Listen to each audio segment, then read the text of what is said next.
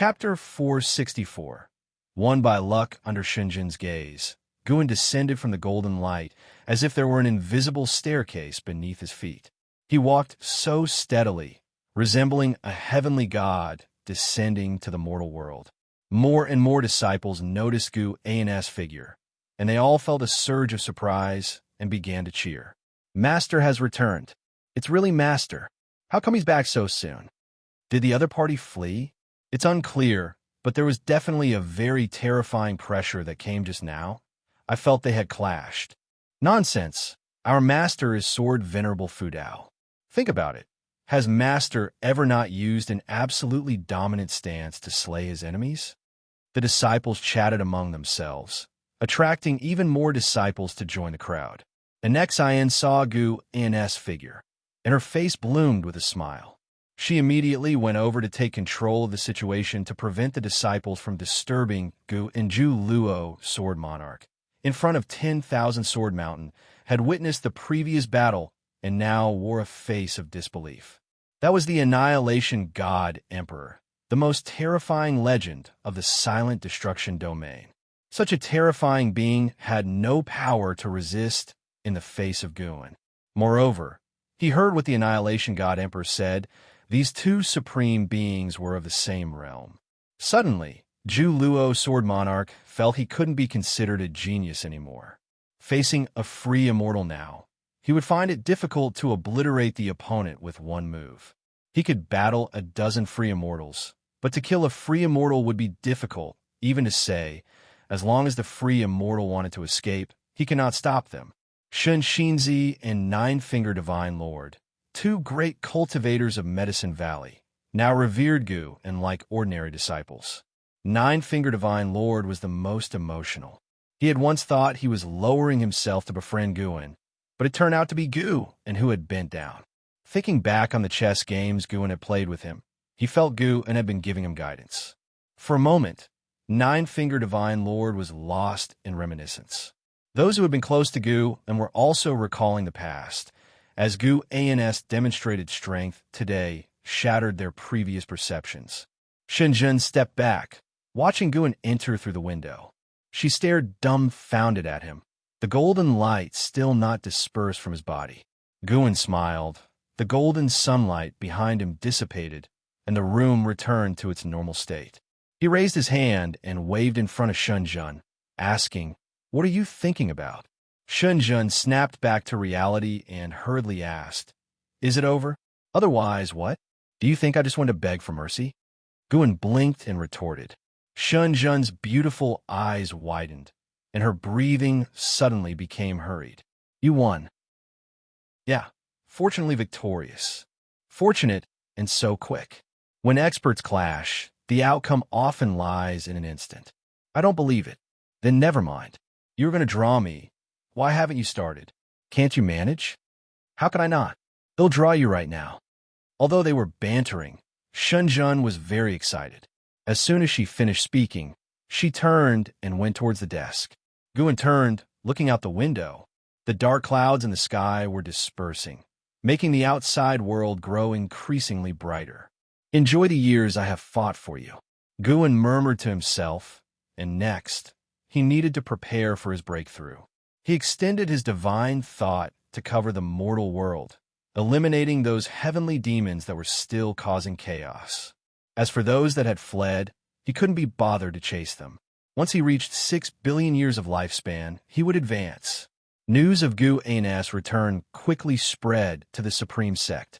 As the natural disasters gradually subsided and the heavenly demons began to retreat, all beings across the lands understood that Sword Venerable Fudao had won.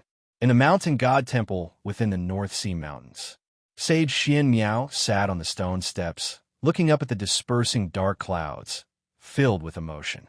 Mountain god, Sword Venerable Fudao, so that's how it is he suddenly gained insight. Identity wasn't important. What mattered most was acting with the righteousness of the heavenly Tao for all living beings. He closed his eyes and continued his cultivation. With Sword Venerable Fudao being so formidable, he absolutely couldn't shame himself. After all, he was now somewhat like half a disciple of Sword Venerable Fudao. The clamor in the world continued to rise. Against the lively backdrop of the world, Guin chose to shut his door and not emerge. When the dark clouds that enveloped the world scattered, and the sun was also setting. Sunset and moonrise, when the morning sun rose, Guin quietly left early in the day. First, he went to Hidden Spirit Palace to harvest the ripe medicinal herbs, then had the deep-sea dragon carp sow new seeds. Guin lay on a rocking chair, admiring his attribute panel. Name, Guin lifespan, 1/145/6/001, 319, 431 physique. Mixed element golden body cultivation level. Xian Yuan Zizai, Xian realm perfect 6 billion years of lifespan. I should be able to break through successfully, right? Last time I broke through, I only had a lifespan of 3 billion years. Guin began to contemplate which Taoist sorcery to enhance. He had experienced the thrill of annihilating enemies within the same realm in an instant, so he still needed to strengthen all aspects of his power. Of course, given a choice, he would still prefer to fight lower realms with a higher realm, trying to avoid confronting powerhouses of the same realm as much as possible. After a while, the deep-sea dragon carp, having finished its tasks, came before Guin, looking at him hesitantly, as if wanting to say something but stopping itself. "Speak if you have something to say," said Guin with his eyes closed, his tone lazy. Taking a deep breath, the deep-sea dragon carp cautiously asked, "Master, was that your voice yesterday?" "What, you couldn't tell?" No, it's just that The deep-sea dragon carp suddenly became excited, speaking incoherently, unable to express its emotions. It could feel the terrifying presences of demon god Xianhuang and annihilation god Emperor, even within the Hidden Spirit Palace. Yesterday, it had felt despair too, hesitating whether to leave the dojo or not, but ultimately choosing to trust its master. It had hoped that the master would return to take it away, yet unexpectedly, the master directly confronted the world-ending evil demon on behalf of all living beings. Although it could not witness the battle, hearing the conversation between Annihilation God Emperor and its master made it profoundly stirred. Cultivation should indeed be so radiant and awe-inspiring, standing tall and proud against the sky. The gaze of the deep-sea dragon carp toward Gu and was filled with fervor. Guin opened one eye and looked at him, feeling almost goosebumps. The deep-sea dragon carp seemed like a tender, pure-hearted beauty about to swallow him whole. How could he not be scared? "Go cultivate right away. Your cultivation level is rising too slowly," Guin said sternly, and the deep-sea dragon carp snapped out of its trance, nodded subconsciously, then turned and left.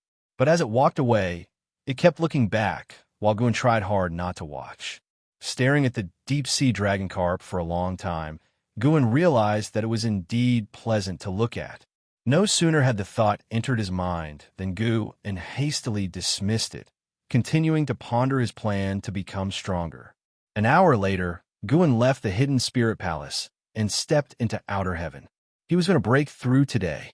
Having just slain a clone of the Annihilation God Emperor, the Annihilation God Emperor definitely could not arrive in a short time.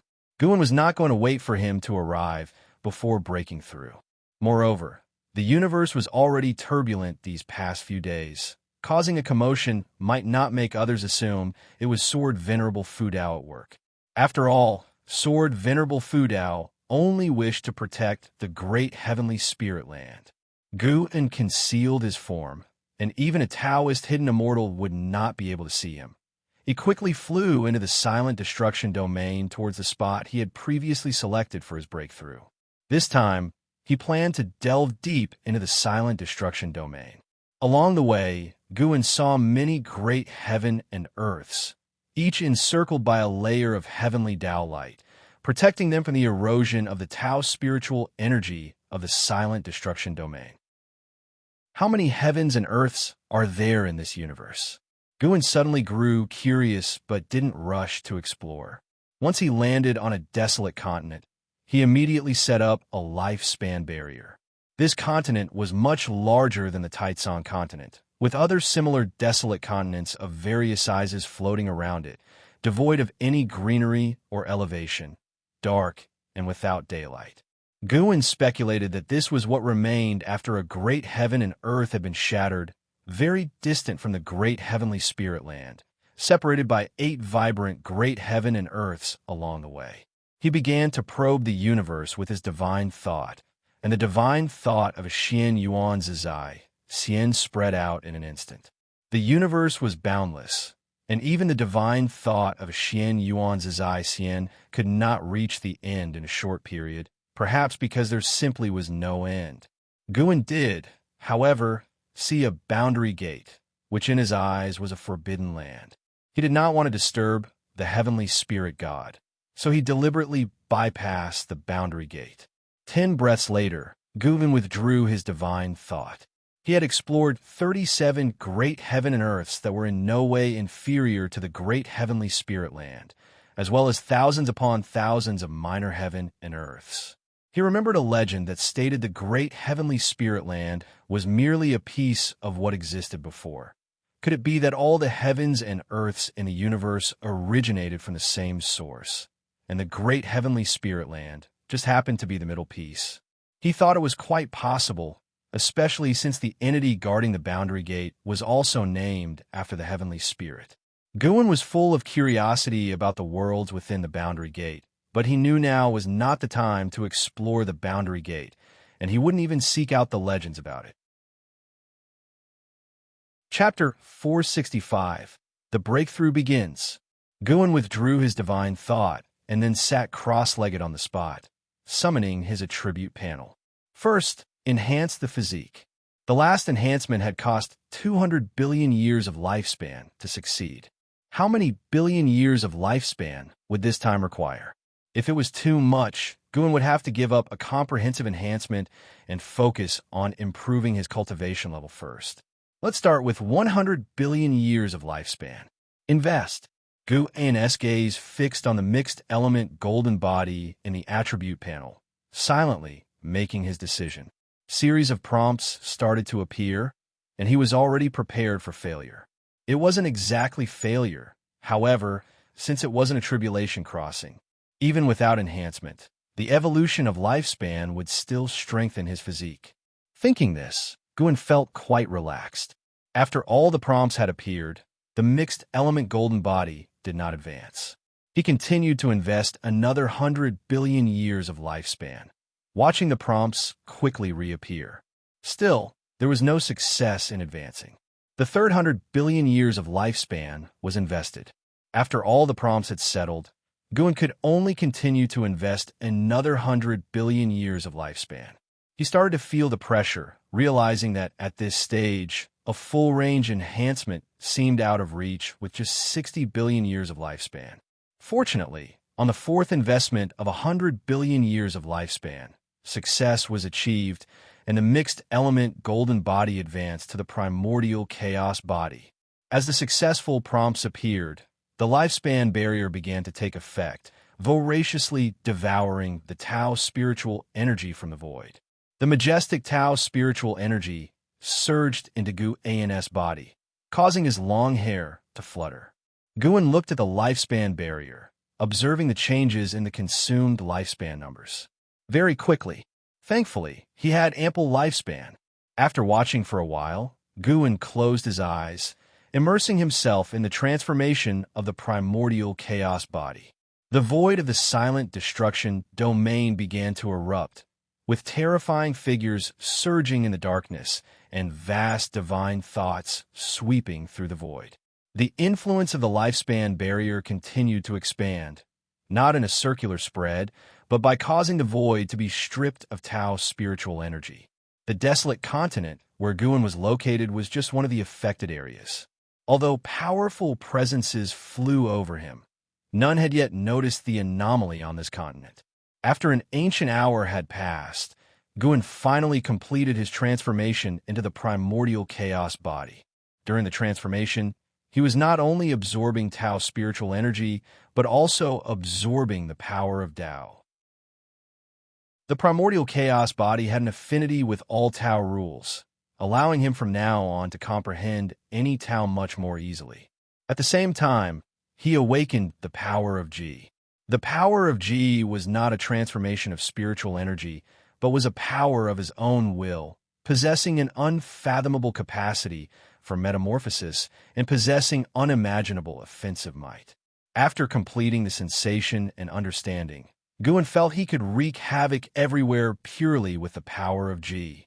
It was indeed a physique that could only be forged with 400 billion years of lifespan. And even before this, the mixed element golden body had also been built over many years of accumulated lifespan. Guan recalled his previous physiques, ranging from low to high, as 5 elements treasure body, innate Taoist body, mystic holy body, primordial karmic body, Tai Chu Han Yuan body, primordial ultimate body, mixed element golden body, and primordial chaos body. Before the 5 elements treasure body, he had spent a great deal of lifespan enhancing his spirit root. In the great heavenly spirit land, a treasure body was already a first-class physique of the current age. Zhu Zai's Tai Chu swallowing Yuan body was roughly equivalent to the primordial karmic body, which was the most powerful physique Gu and had ever seen. Of course, it was only in this era that Guan had seen many powerful physiques within the lifespan samsara. Next up was the enhancement of cultivation techniques, ultimate skills, and divine skills. First came the Great Tao Unlimited Skill. Guan spent over 3 billion years of lifespan to elevate the Great Tao Unlimited Skill to the Tao Great Freedom Wishing Scripture. Then came the half an hour of Legacy phase, where the lifespan barrier had plunged the silent destruction domain into chaos, with even some races fleeing. After inheriting the cultivation techniques, Guan continued his lifespan evolution.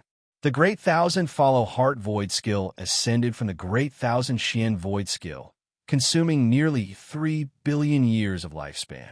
The Xian Wang Eternal Dao step ascended from the Eternal Measuring Heaven Dao step, taking 350 million years of lifespan. The Heavenly Purple Micro Saint Dao body ascended from the formless and invisible freedom body, costing 4 billion years of lifespan. Time swiftly passed. The anomalies in the silent destruction domain had already affected the great heavenly spirit land. Both the Immortal Dynasty and Holy Court dispatched great cultivators to defend it. The heavenly demons within the great heavenly spirit land had not completely dissipated, and now there was terrifying turbulence coming from beyond, alarming the cultivators from both sides. However, with the presence of Sword Venerable Fu Dao, they were not entirely hopeless.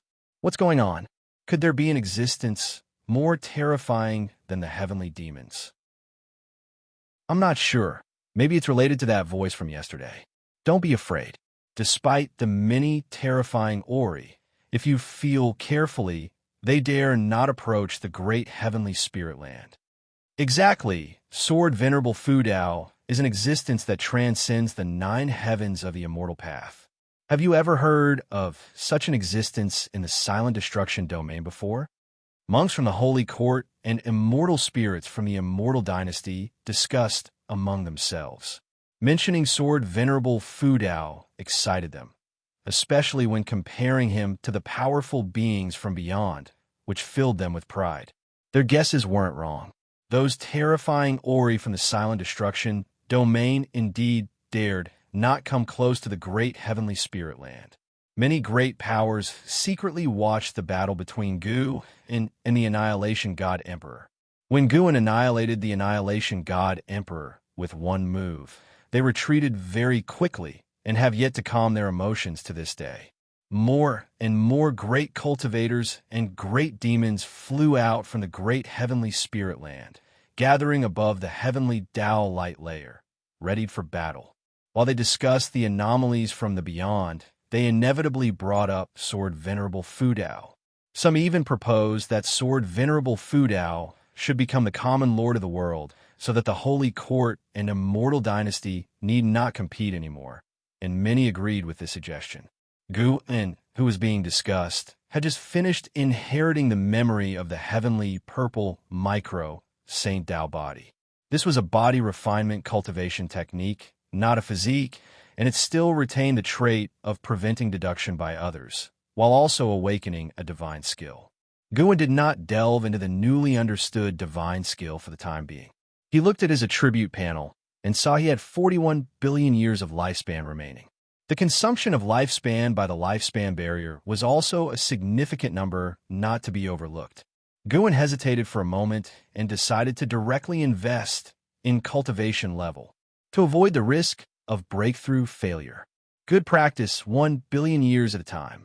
You practiced qi absorption cultivation for 20 million years, and with the great accomplishment of Tao Great Freedom Wishing Scripture, you forcibly attempted to break through to the Luo Tian Zizai Immortal Realm. You began tribulation crossing, but could not endure the Xianxia Great Tao Reincarnation Tribulation, and the crossing failed.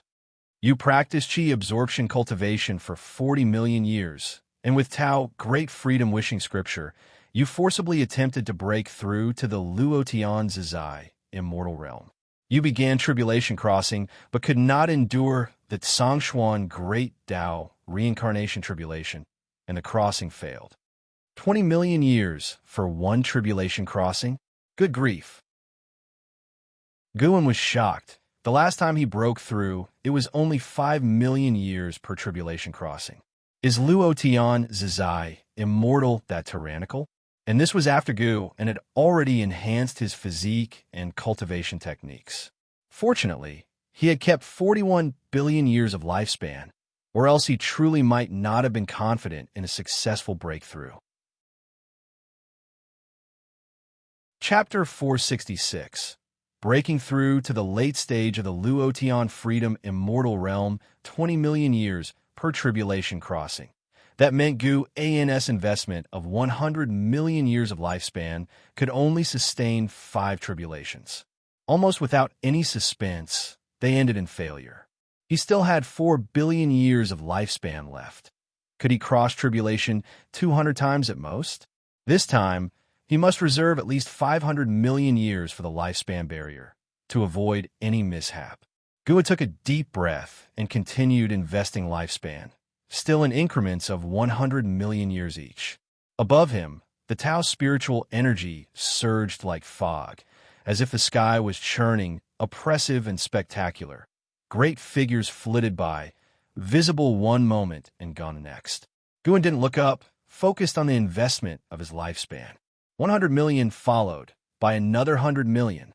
Soon 10 billion years of lifespan disappeared, and Gu An's complexion turned grim. Continue. Still in units of 100 million years, he kept investing. Gu An's mood was relatively steady. As long as he could break through successfully, what did it matter if he only had 100 years of lifespan left? He could quickly accumulate lifespan. In the end, another 10 billion years were spent. Guan, seeing that he only had 21 billion years of lifespan left, felt some trepidation. Was he constantly reincarnating during the 20 million years following a failed Xianxia Tao tribulation crossing? Engrossed in his chaotic thoughts, Guan continued to invest 100 million years of lifespan. 100 million followed by another 100 million years. Gu An's lifespan quickly dwindled to 11 billion years. He decided that if he still hadn't achieved breakthrough success by 500 million years, he would give up trying to break through. Having thought this, he once again invested 100 million years. The prompt length changed. You have practiced qi absorption cultivation for 60 million years. You forcefully attempted to break into the early Luo Tian Freedom Immortal Realm with the help of the Tao Great Freedom Wishing Scripture, beginning your tribulation. You endured the Xianxia Tao Reincarnation Tribulation and successfully crossed the tribulation, your cultivation level breaking through to the early Luo Tian Freedom Immortal Realm. You have practiced qi absorption cultivation for 100 million years. Your cultivation level has improved. 10 billion years of lifespan remaining. Continue to ascend. Guan invested another 200 million plus years of lifespan, finally advancing his cultivation level to the middle stage of the Luo Tian Freedom Immortal Realm. He suddenly felt uneasy, fearing that this time he might be unable to reach the perfect realm in one go. No matter, it would be good enough to reach the late stage. The middle stage didn't sound strong enough. Eventually, Guan invested over 300 million years of lifespan and successfully reached the late stage of the Luotian Freedom Immortal Realm. He had a bit over 480 million years of lifespan remaining, and the lifespan barrier had already started extracting Tao's spiritual energy. The disturbance this time would surpass all before. Guan only hoped not to alarm the Heavenly Spirit God. He didn't want to encounter the Heavenly Spirit God at this moment. He felt that even the true form of the Silent Annihilation Divine Emperor was not as strong as the Heavenly Spirit God otherwise. The Silent Annihilation Divine Emperor, in his true form, would have sought him out for trouble long before. Without absolute confidence, Guan wouldn't recklessly clash with the Heavenly Spirit God. Even if the cosmos where the great Heavenly Spirit Land was located was a prison, as long as he could continue seizing lifespan, even if he always stayed within the great Heavenly Spirit Land, he wouldn't find it dull. Guan watched the lifespan barrier, ensuring the speed of lifespan consumption wouldn't threaten his life. After which, he relaxed and started to carefully sense the fortunes of his own body. From Xianyuan to Luotian, there must be extraordinary aspects. As Guan began his attempt to break into the realm of the Luotian Freedom Immortal, Tao's spiritual energy was extracted from various places across the universe, with no traceable origin. Around the bounds of the great Heavenly Spirit Land, the void churned up a Tao storm, howling ceaselessly and terrifying, causing those strong presences atop the Heavenly Tao light layer to become incredibly nervous. The disturbances in the universe grew larger and larger, and while there wasn't the terrifying pressure of the Silent Annihilation Divine Emperor, the abnormalities in the universe's laws and spiritual energy were more unsettling, leading people to worry whether the universe was on the verge of collapse. Some speculated that it was the immense strength of Sword Venerable Fu Dao and that mysterious being that made the universe unable to withstand. However, no one dared to blame Sword Venerable Fu Dao, for without him, that mysterious being would have the power to annihilate the great Heavenly Spirit Land. Time continued to elapse. While all beings were restless and uneasy, Guan was immersed in the fortunes of his being. Within the great heaven and earth, mortal spirits were unaware of the disturbances beyond the sky. With the retreat of the heavenly demons, a sense of renewal and jubilation spread across the land. Those mortal spirits who survived the great calamity expressed their gratitude towards Sword Venerable Fu Dao, and some had even begun preparations to erect monuments in his honor. Within the Third Medicine Valley, Zhu Luo, Sword Monarch, sat meditating atop a cliff, gazing up at the sky with a deeply furrowed brow.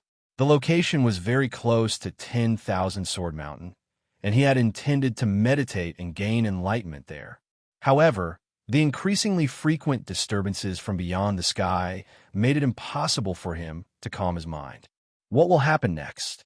Zhu Luo, Sword Monarch, wondered with confusion.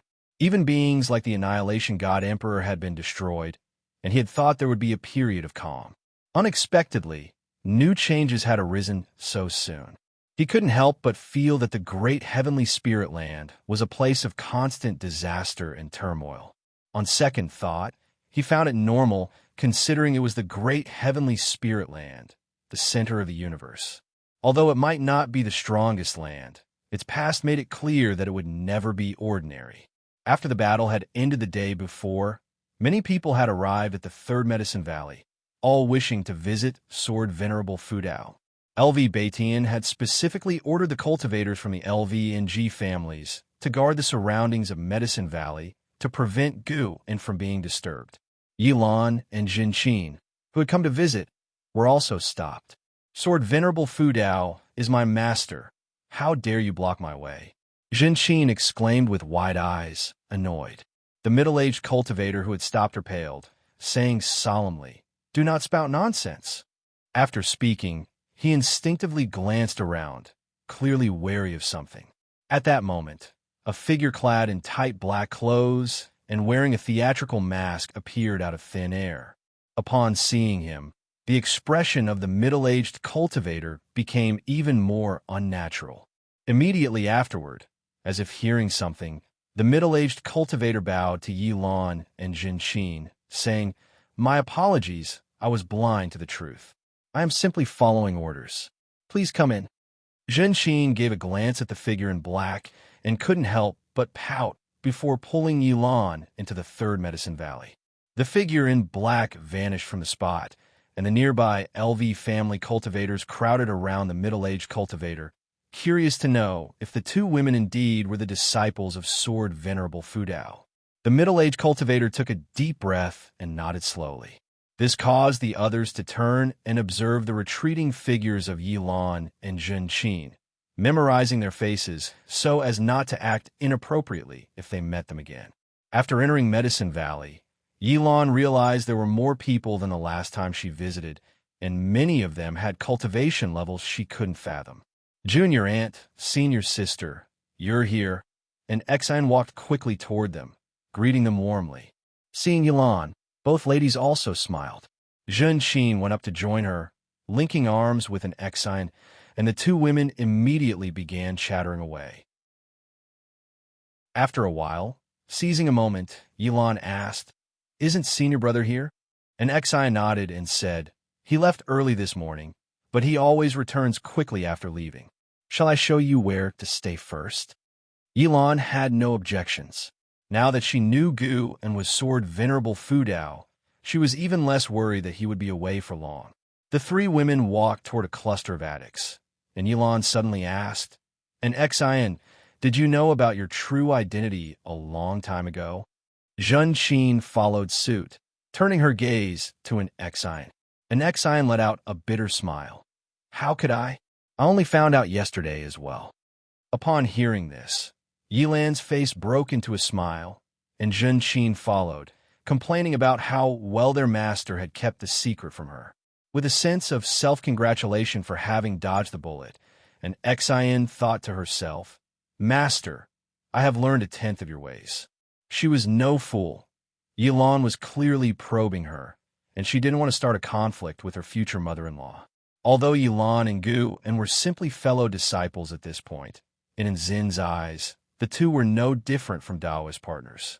The three women began to recall the past, marveling that Gu had kept such a deep secret. Jinqin was curious. Gu had come to the Supreme Sect at a very young age, having been born into the Ji family. Had he disguised himself as an infant?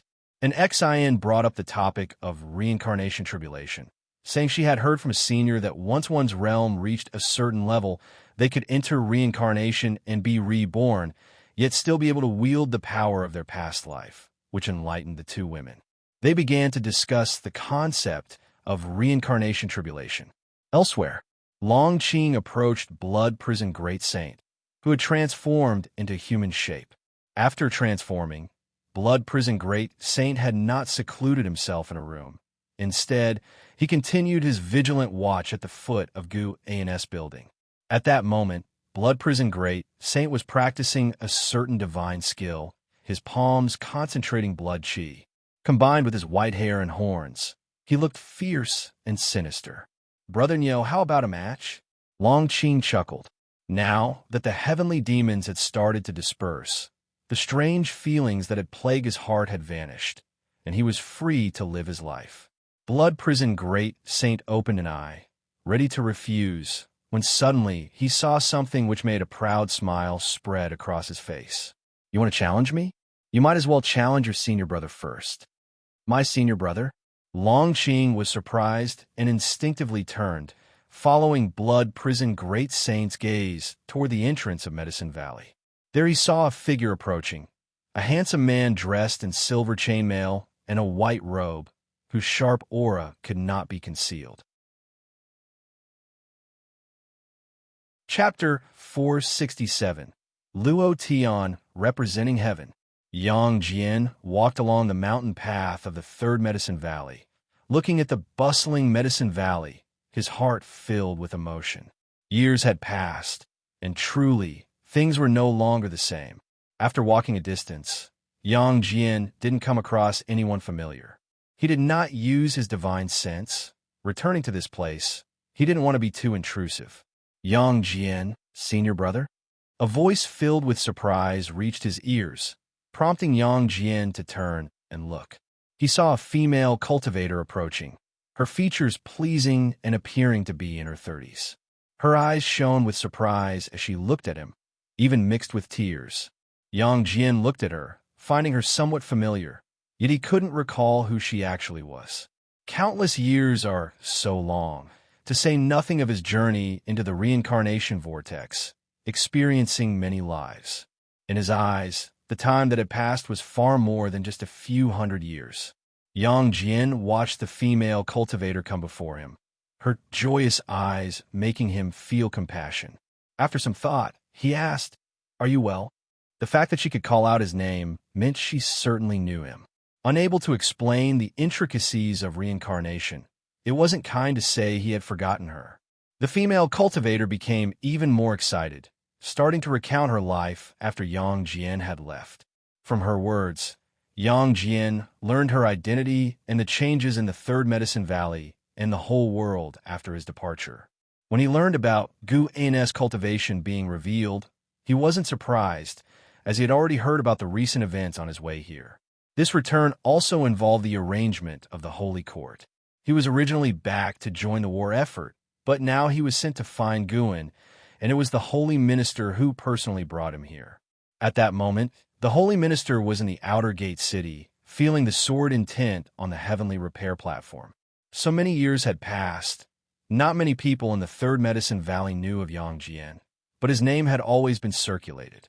The female cultivator was no longer a disciple of the Medicine Valley. Today, she had come back to visit her juniors, and upon seeing Yang Jian, she was beyond excited. She introduced Yang Jian to everyone she met. Those who had heard his name were surprised, and those who hadn't showed warmth after learning he was Gu An's disciple. This eased Yang Jian's nervousness significantly. Carrying the mission of the Holy Court made him feel uncomfortable, but the Holy Minister had not required him to do anything outrageous, just to ask Guan for his opinions on the future of the world. Meanwhile, another person had arrived, Xianxia from the Immortal Dynasty. He had initially represented the Immortal Dynasty to win over the sword Venerable Fu Dao and had met Gu during this process. Many years had gone by, and he had almost forgotten Gu until the Yangxian Emperor summoned him and said that Guan was indeed the sword Venerable Fu Dao, even personally bringing him to the Third Medicine Valley. It wasn't until he stepped into the Third Medicine Valley that he, too, was stupefied. The vague memory of Gu became clear in his mind. When he recalled their past interactions, he found mysteries at every turn. Gu An's sunny smile seemed loaded with deeper meaning, leaving him feeling uneasy, unsure of how to face Guan. His steps slowed. Suddenly, he was afraid to confront Guan. What would he say to the one who had salvaged the entire great heavenly spirit land? What could he say? Xianxia was in turmoil, almost in a daze. Nobody greeted him along the way.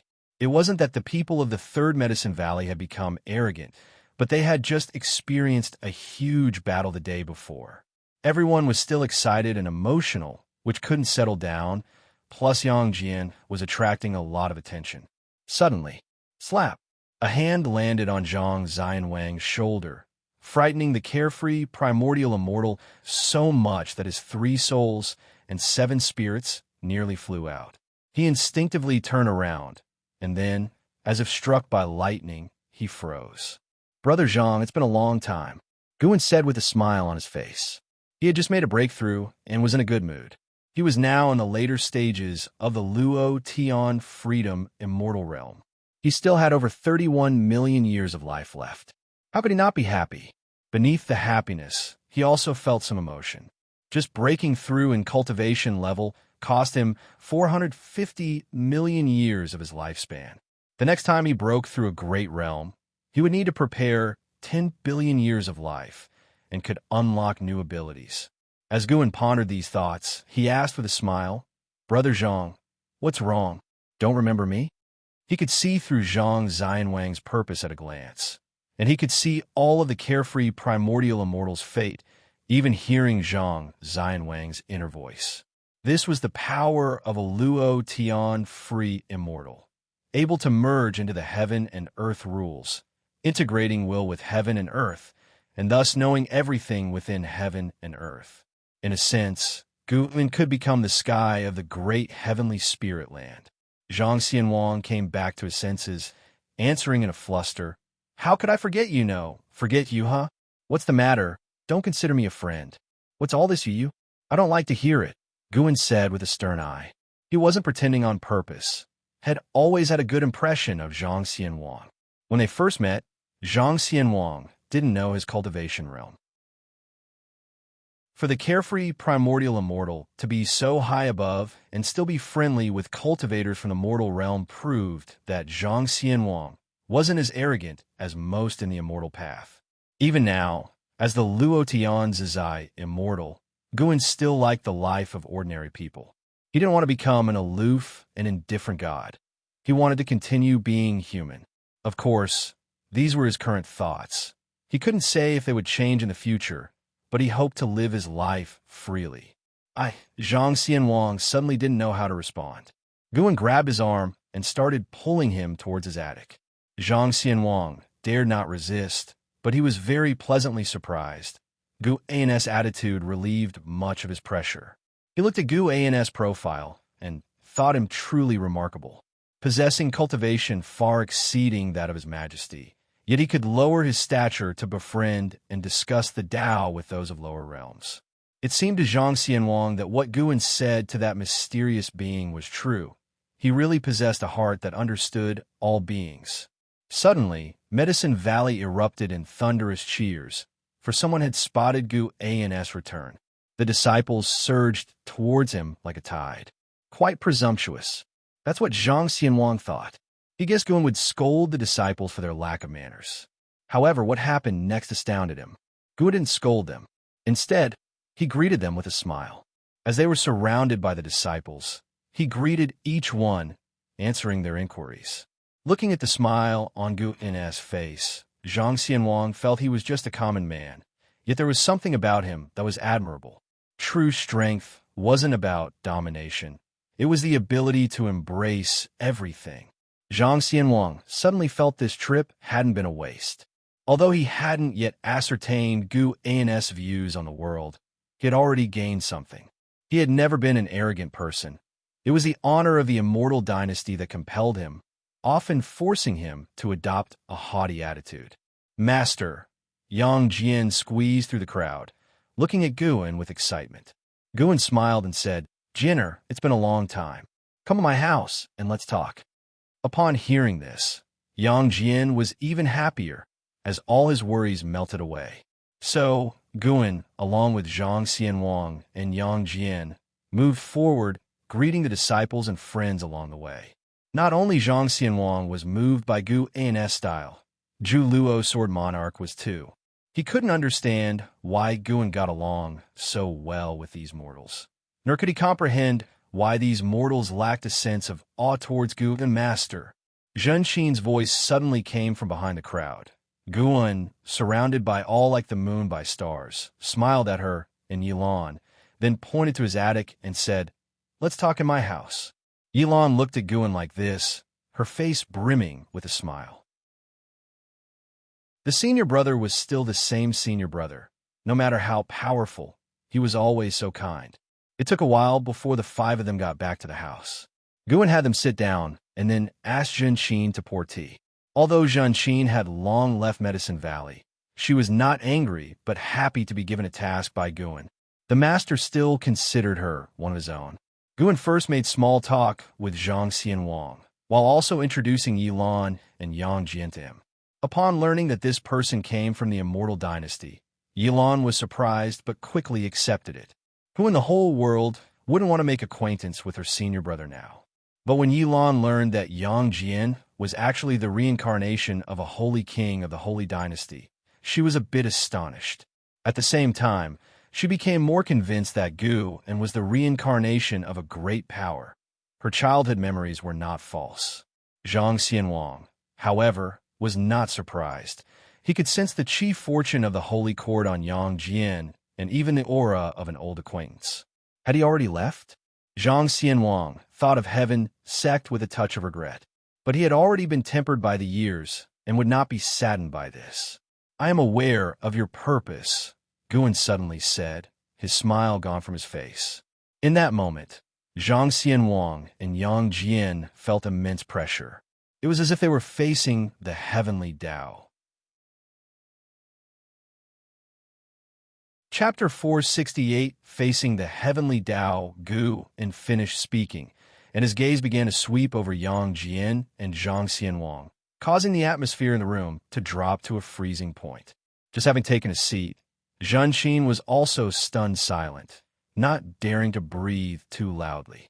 Now, she truly believed that her master was Sword Venerable Fudao. This aura was too terrifying. It was also the first time Yang Jian had felt his master display such an aura, and even though he had regained his memories from his previous life and possessed a wealth of experiences, he still felt a chill in the face of Gu An's aura, feeling as though even the mana in his body had solidified. The nervousness that Zhang Xianwang had felt earlier surged back, and his entire body stiffened. Yilan, on the other hand, wasn't nervous. She felt in the depths of her heart that Gu would never hurt her. Daoist friend from before, you speak. Facing the pressure from Guan, Zhang Xianwang gritted his teeth and asked. Guan replied expressionlessly, I don't intervene in the conflicts of the great heaven and earth, but do not provoke me, and do not involve the mortal spirits. Immortals are different from mortals, not in terms of status, but because the gap in power requires a safe distance to be maintained. After hearing this, Yang Jian and Zhang Xianwang immediately nodded in agreement. Guan then revealed a smile, the terrifying pressure completely disappearing, leaving Yang Jian, Zhang Xianwang, and Zhenqin somewhat in a daze. All right, I've said what you wanted to ask. Now we should talk about something cheerful. How have you all been these years? Jianer, you go first. Guan looked towards Yang Jian with a smile and asked. Yang Jian came back to his senses and immediately began recounting his experiences. Even with Zhang Xianwang beside him, he did not hold back. Zhang Xianwang was very interested in his experiences. Yilan and Zhenqin, upon hearing that Yang Jian had entered reincarnation, became interested. Unlike the three individuals from Medicine Valley, the two of them were at the mortal spirit realm. Even in their subsect where they held authority, they were still at the bottom of the immortal cultivation world and could not touch upon the matters of reincarnation. They had been to the mortal world to deliver wild ghosts to salvation, but they could not fathom how ghosts reincarnated. Guan also listened attentively, occasionally asking for details, and the atmosphere was very harmonious. Meanwhile, the anomalies outside outer heaven finally began to slow down, and the creatures of the silent destruction domain remained anxious. There had been pauses before, but soon after, the Tao spiritual energy would violently stir once more, so they did not dare to believe this peace would be the last. Time swiftly passed. Until dusk, Guan asked an Xian to settle Zhenqin, Yang Jian, and Zhang Xianwang, while he spent time alone with Yilan. Guan looked at Yilan and said, Ask what you want to ask. He had previously concealed his identity as Sword Venerable Fudao, and he could hear Yilan's thoughts, so he encouraged her to speak her mind. Indeed, Yilan had many questions, but seeing that Gu had kept her alone, willing to explain, her grievances melted away like mist before the sun. Who Guan was, did it really matter? What was important should be that Guan, no matter his identity, was protecting her. Furthermore, seeing the commotion outside, Yilan understood why the identity of Sword Venerable Fudao had to remain a secret. Yilan smiled brightly and said, How does it feel to be so admired? Guan heard her question and knew she bore no grudge. Her junior sister was always so understanding. Guan shook his head with a smile and said, It's all empty fame. In this world, a name might live longer than the person, but it cannot withstand the passage of time. But that's for ordinary people. With elder brother's prowess, people will surely talk about you forever. Yilan spoke earnestly. Throughout history, how many had the power to save the world? As far as she knew, there was no one better, more accomplished than her elder brother. Guin smiled helplessly and then picked up the teapot to pour some tea for Yilan. Yilan read his expression and thought about Guin's previous conversation with the Annihilation God Emperor, so she couldn't help asking, could a world like ours really be destroyed? Guin nodded and said, it was destroyed once long ago. The current great heaven and earth is but a fragment of what once was, and there are many great heaven and earths beyond our sky. Perhaps there are even multiple universes out there. There might be many, many universes. Even I feel very small in comparison. Hearing this, Yilan's imagination took flight, and she exclaimed earnestly, there are people beyond our people, and skies beyond our sky. I really want to see what lies beyond outer heaven, but alas, I am not qualified. Guin looked at her and said, if you wish to go, I can take you. Yilan was somewhat tempted, but she still shook her head and said, let's not. I am afraid that seeing it will only make me more discontent. She then looked steadily at Guin and asked, elder brother, is there truly a chance in reincarnation? Will the me in my next life still be me? She had become intrigued by reincarnation after hearing Yang Jian's experiences. Moreover, the primordial reincarnation skill could accumulate cultivation level across reincarnations. Previously, she did not believe in it, but now she thought that perhaps embarking towards death was the beginning of innate reincarnation. Hearing her thoughts, Guin answered, of course there is. The path of immortal cultivation is to explore the path of Tao, and reincarnation is also a form of Tao. If you can recover your memories in your next life, then you are still you. But even if memories are not recovered, you are still you. Your soul has not changed. Reincarnation might erase memories, but it can't alter your nature, nor can it change the deep-seated desires that burst forth from your heart. He had always felt that one's nature was determined by the heavens, that it's the experiences of life that suppress nature and shape principles, thereby forming a new person. Like in his previous life, he understood many truths, but he found it hard to control his own will and desires. Even now, though he was strong, many thoughts sprouted in his mind, thoughts that sometimes conflicted with his understanding of the path.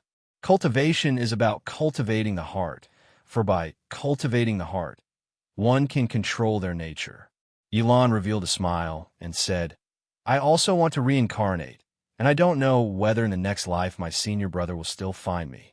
Up to now, she no longer doubted Guin's abilities. She believed that to Guin reincarnation was just an ordinary matter.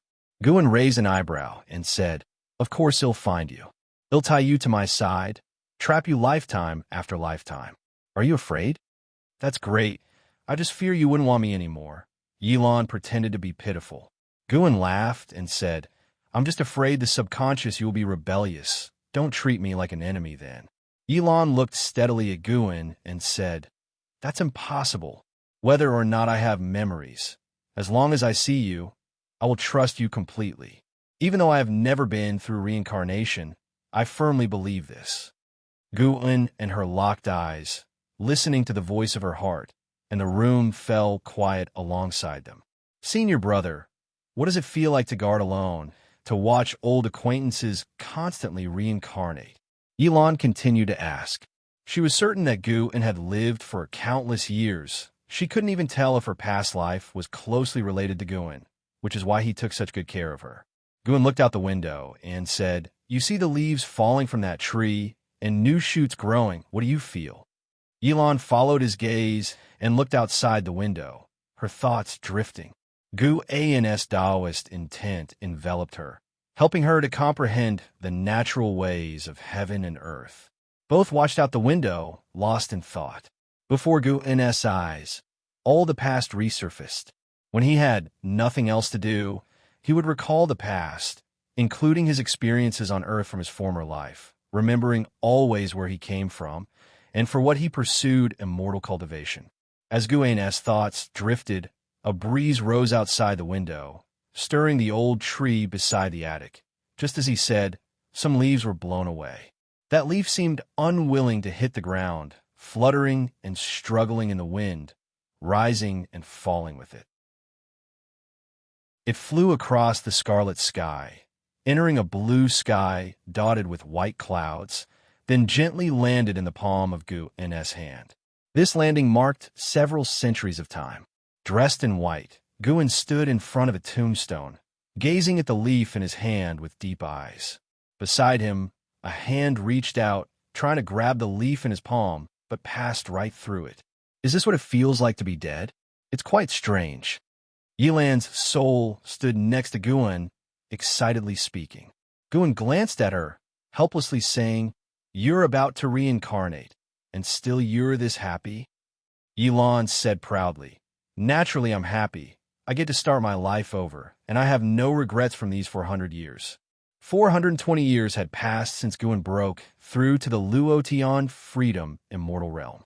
Since their talk 400 years ago, Yilan had been eager to reincarnate early, feeling she had no hope for pursuing the Tao in this life. But Gu-En had her wait, and during these 420 years, she resigned from her position as an elder of a subsect and stayed in the Third Medicine Valley, receiving Gu-An's guidance in cultivation. In Gu-An's words, accumulating an understanding of the heaven and earth rules before reincarnation would make cultivation easier in the next life. Hearing her words, a smile appeared on Gu-An's face.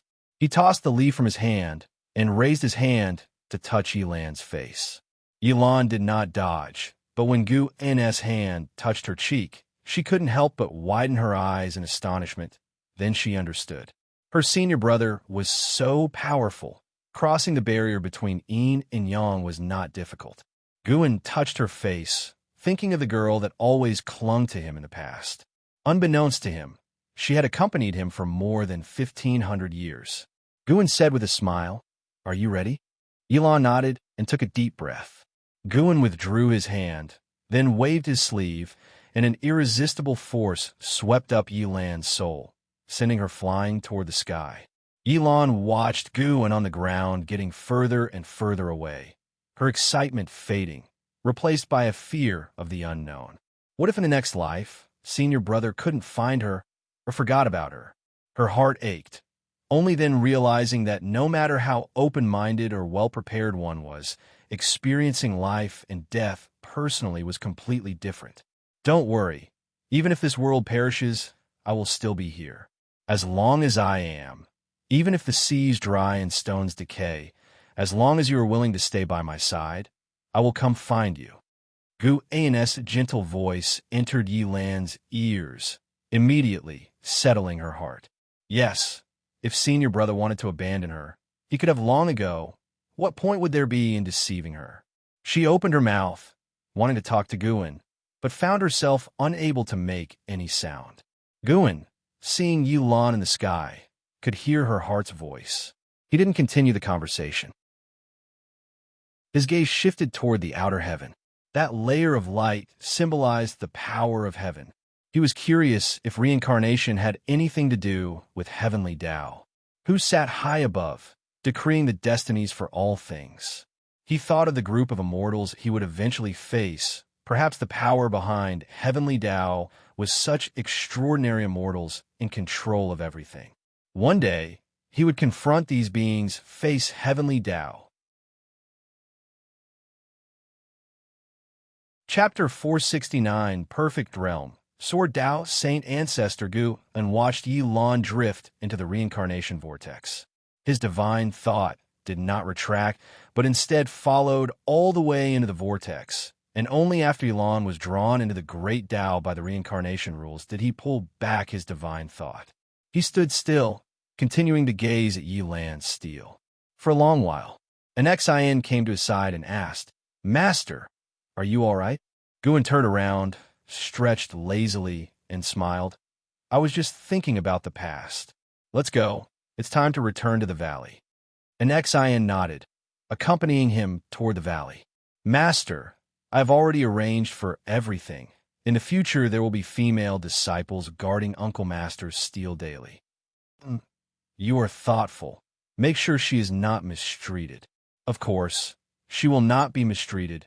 And by the way, Master, There's a rumor circulating outside that Xianxia is about to return and the Immortal Dynasty will be defeated.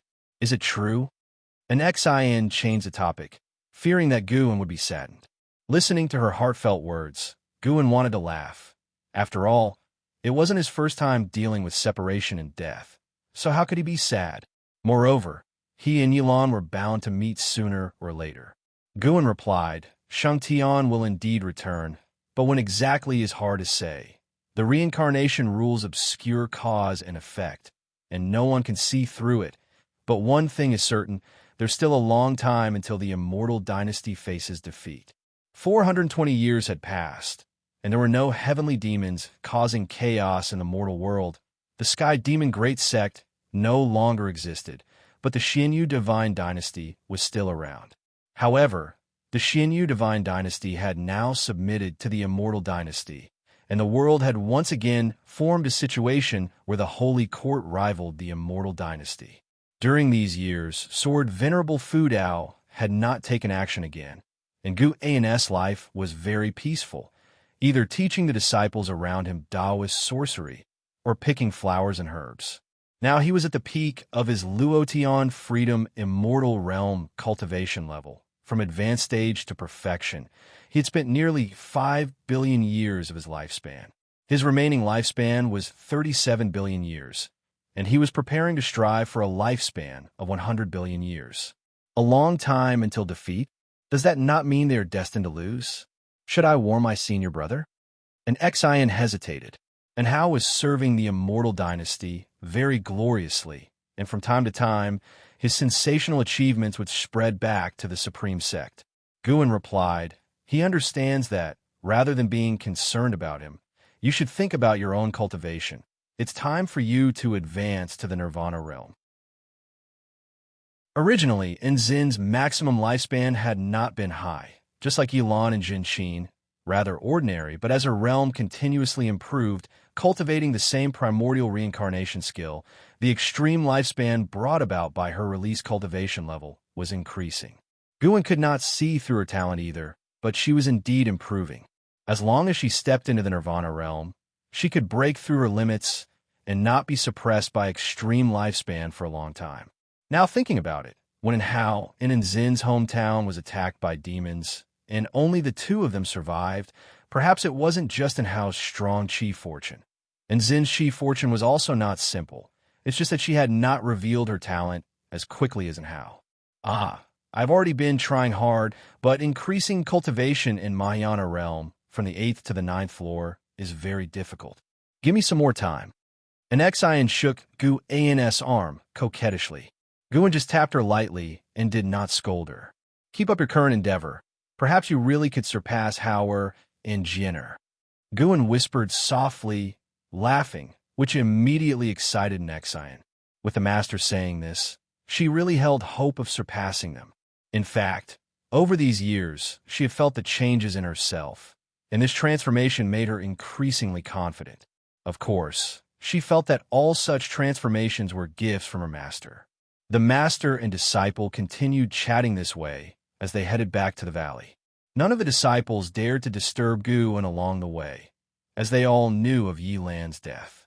420 years had passed, and 7 to 8 out of 10 disciples in the valley had changed. The current disciples had initially entered the valley watching Yilan cultivate beside Guan, and in their hearts, Yilan was not just an uncle master, but more like a mistress. When Guan passed by 10,000 Soar Mountain, he turned around and walked toward a figure at the foot of the mountain. Seeing this, an Xian did not follow but waited in place. Zhu Luo, Sword Monarch, stood in front of the stele, eyes closed, as if perceiving something. Guan came beside him and asked, "Did you feel it too?" Zhu Luo, Sword Monarch, opened his eyes and turned to pay his respects. His expression solemn. "I have seen that power before. They have invaded the universe many times." Guan looked up at the sky. "Do you think their arrival is related to that divine emperor?" Zhu Luo, Sword Monarch, frowned. He felt that Guan was testing him. With Gu An's cultivation level, his understanding of the universe definitely surpassed his own. Having spent several hundred years in the Third Medicine Valley, he had gained deep insights, and felt that the shackles of a higher realm were loosening. He credited this to Gu An's dojo, so he pondered every word from Guin carefully. Perhaps, after all, your battle with him was too shocking. Even the Tao mourned, and the divine emperor came specifically to the great heavenly spirit land, seemingly in search of something. Zhu Luo, sword monarch, responded thoughtfully. Guin indeed knew who the mysterious forces infiltrating this universe were. Battle Court, founded by Long Zhan, but no longer dominated by the Dragon Clan. The Annihilation God Emperor specifically came looking for Long Qing. Guin didn't believe there was no connection to Battle Court. He had annihilated the Annihilation God Emperor's incarnation, and naturally, the Annihilation God Emperor would react, which took more than 400 years, a relatively slow response. It is worth mentioning that Battle Court had crossed the boundary gate, and Guin was curious why the Heavenly Spirit God did not stop them. This group from Battle Court had high cultivation levels. Their leader was none other than the Taoist hidden immortal in his perfect form, and the weakest among them also possessed the cultivation of divine, thought true immortal.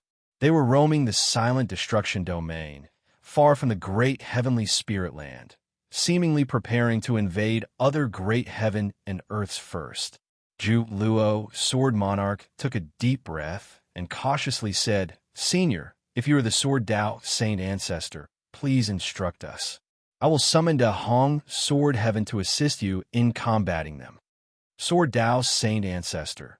That was Gu An's identity within a lifespan samsara, and also Xianxia's most prominent title. Guin replied, "What Sword Tao Saint Ancestor? You're thinking too much. I've just been to the Sword Tao River and mastered quite a few Sword Taos." "Is that so?" Zhu Luo, sword monarch, didn't believe it. He too had visited the Sword Tao River. Yet why couldn't he learn the Holy Heart Sword Tao? He always believed his talent was not lacking. It was just that the Holy Heart Sword Tao rejected him. Guin patted his shoulder. "Once you surpass the free immortal realm, you will see through everything." With that, Guin turned and left. Zhu Luo, sword monarch, had stayed in the Third Medicine Valley for many years, occasionally mentoring disciples. He had helped produce numerous Sword Tao geniuses for the Third Medicine Valley, and it was for this reason that Guin was willing to mentor him.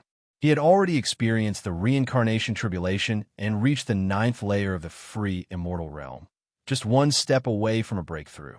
Every time he saw Zhu Luo, sword monarch, Guin would be reminded of Yang Pingon. That kid was equally arrogant, even daring to challenge his master. Guin felt that Yang Pingon was still alive. After reaching the Luotian Freedom Immortal Realm, his causality deduction abilities transformed, allowing him to glimpse the chief fortune of the Hong Sword Heaven through Zhu Luo sword monarchs. In that vast chief fortune, a figure was meditating in the deepest part, his Tao level unfathomable. Guin couldn't directly determine that person's cultivation level, but from the figure, he felt it was very likely Yang Pingon. Zhu Luo, sword monarch, paid his respects to Gu An's departing figure, pondering thoughtfully. He always felt that Guin didn't take the battle court seriously. He wanted to express how terrible the battle court was, but then he thought again. He had no idea how strong Guin actually was. The mighty Annihilation God Emperor was annihilated by him in one move. It was hard to say what would happen if Battle Court encountered him. Thinking that Guin might be the Sword Tao Saint Ancestor, he felt a fiery enthusiasm in his heart. No, the Saint Ancestor might not admit his identity, but he, as a junior, must act. Zhu Luo, sword monarch, raised his hand.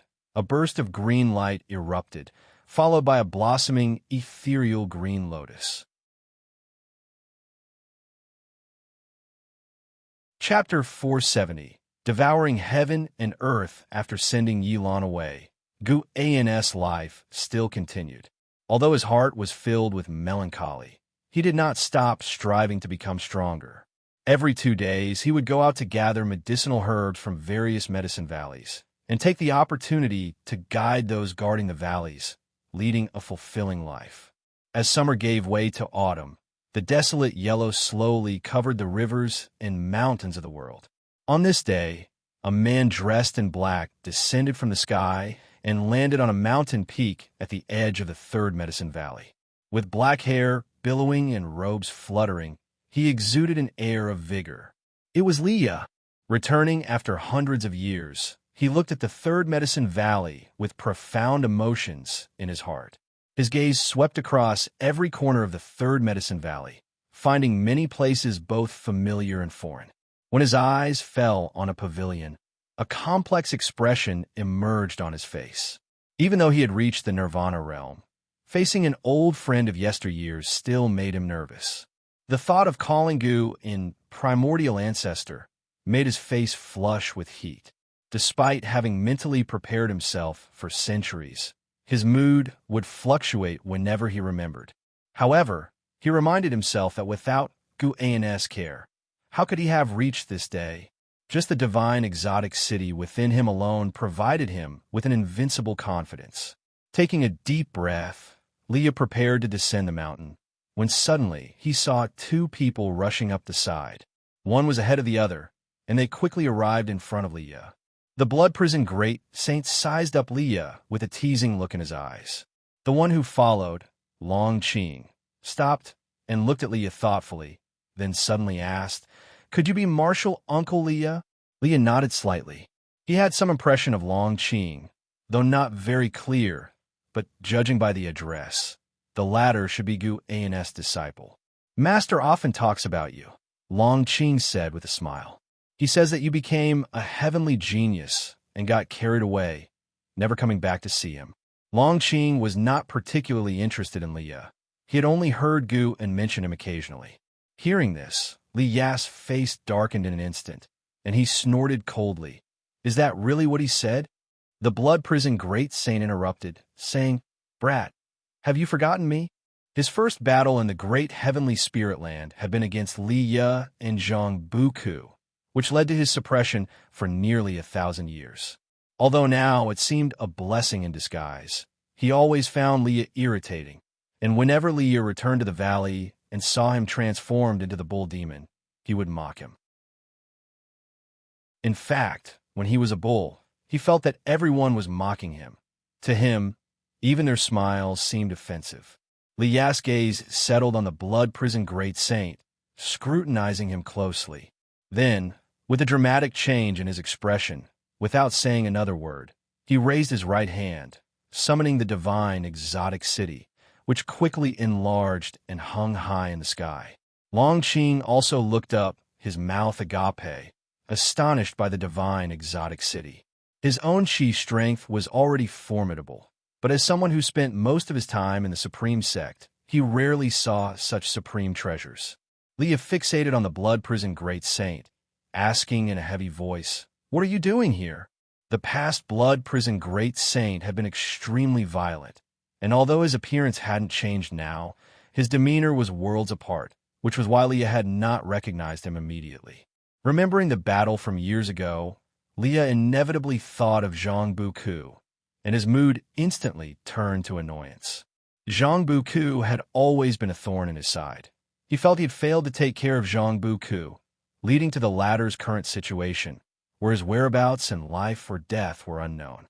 The blood prison great saint taunted, "I've been here for 1,000 years, and you're asking me? You should be the one I'm asking. Every time you return, I'm here. It's just that you have eyes but failed to recognize." Leah furrowed his brow, reflecting carefully. Long Qing looked left and right, thinking to himself, why haven't they started fighting yet? He often sparred with the blood prison great saint, and, as he had never won, he wanted to see the great saint take a beating. Perhaps Li Ya's cultivation level was not as high as the blood prison great saint's, but Long Qing had heard of the formidable reputation of the divine exotic city. It was said to be a pseudo-immortal path supreme treasure, capable of contending with wandering immortals. The appearance of the divine exotic city attracted more and more disciples to fly over.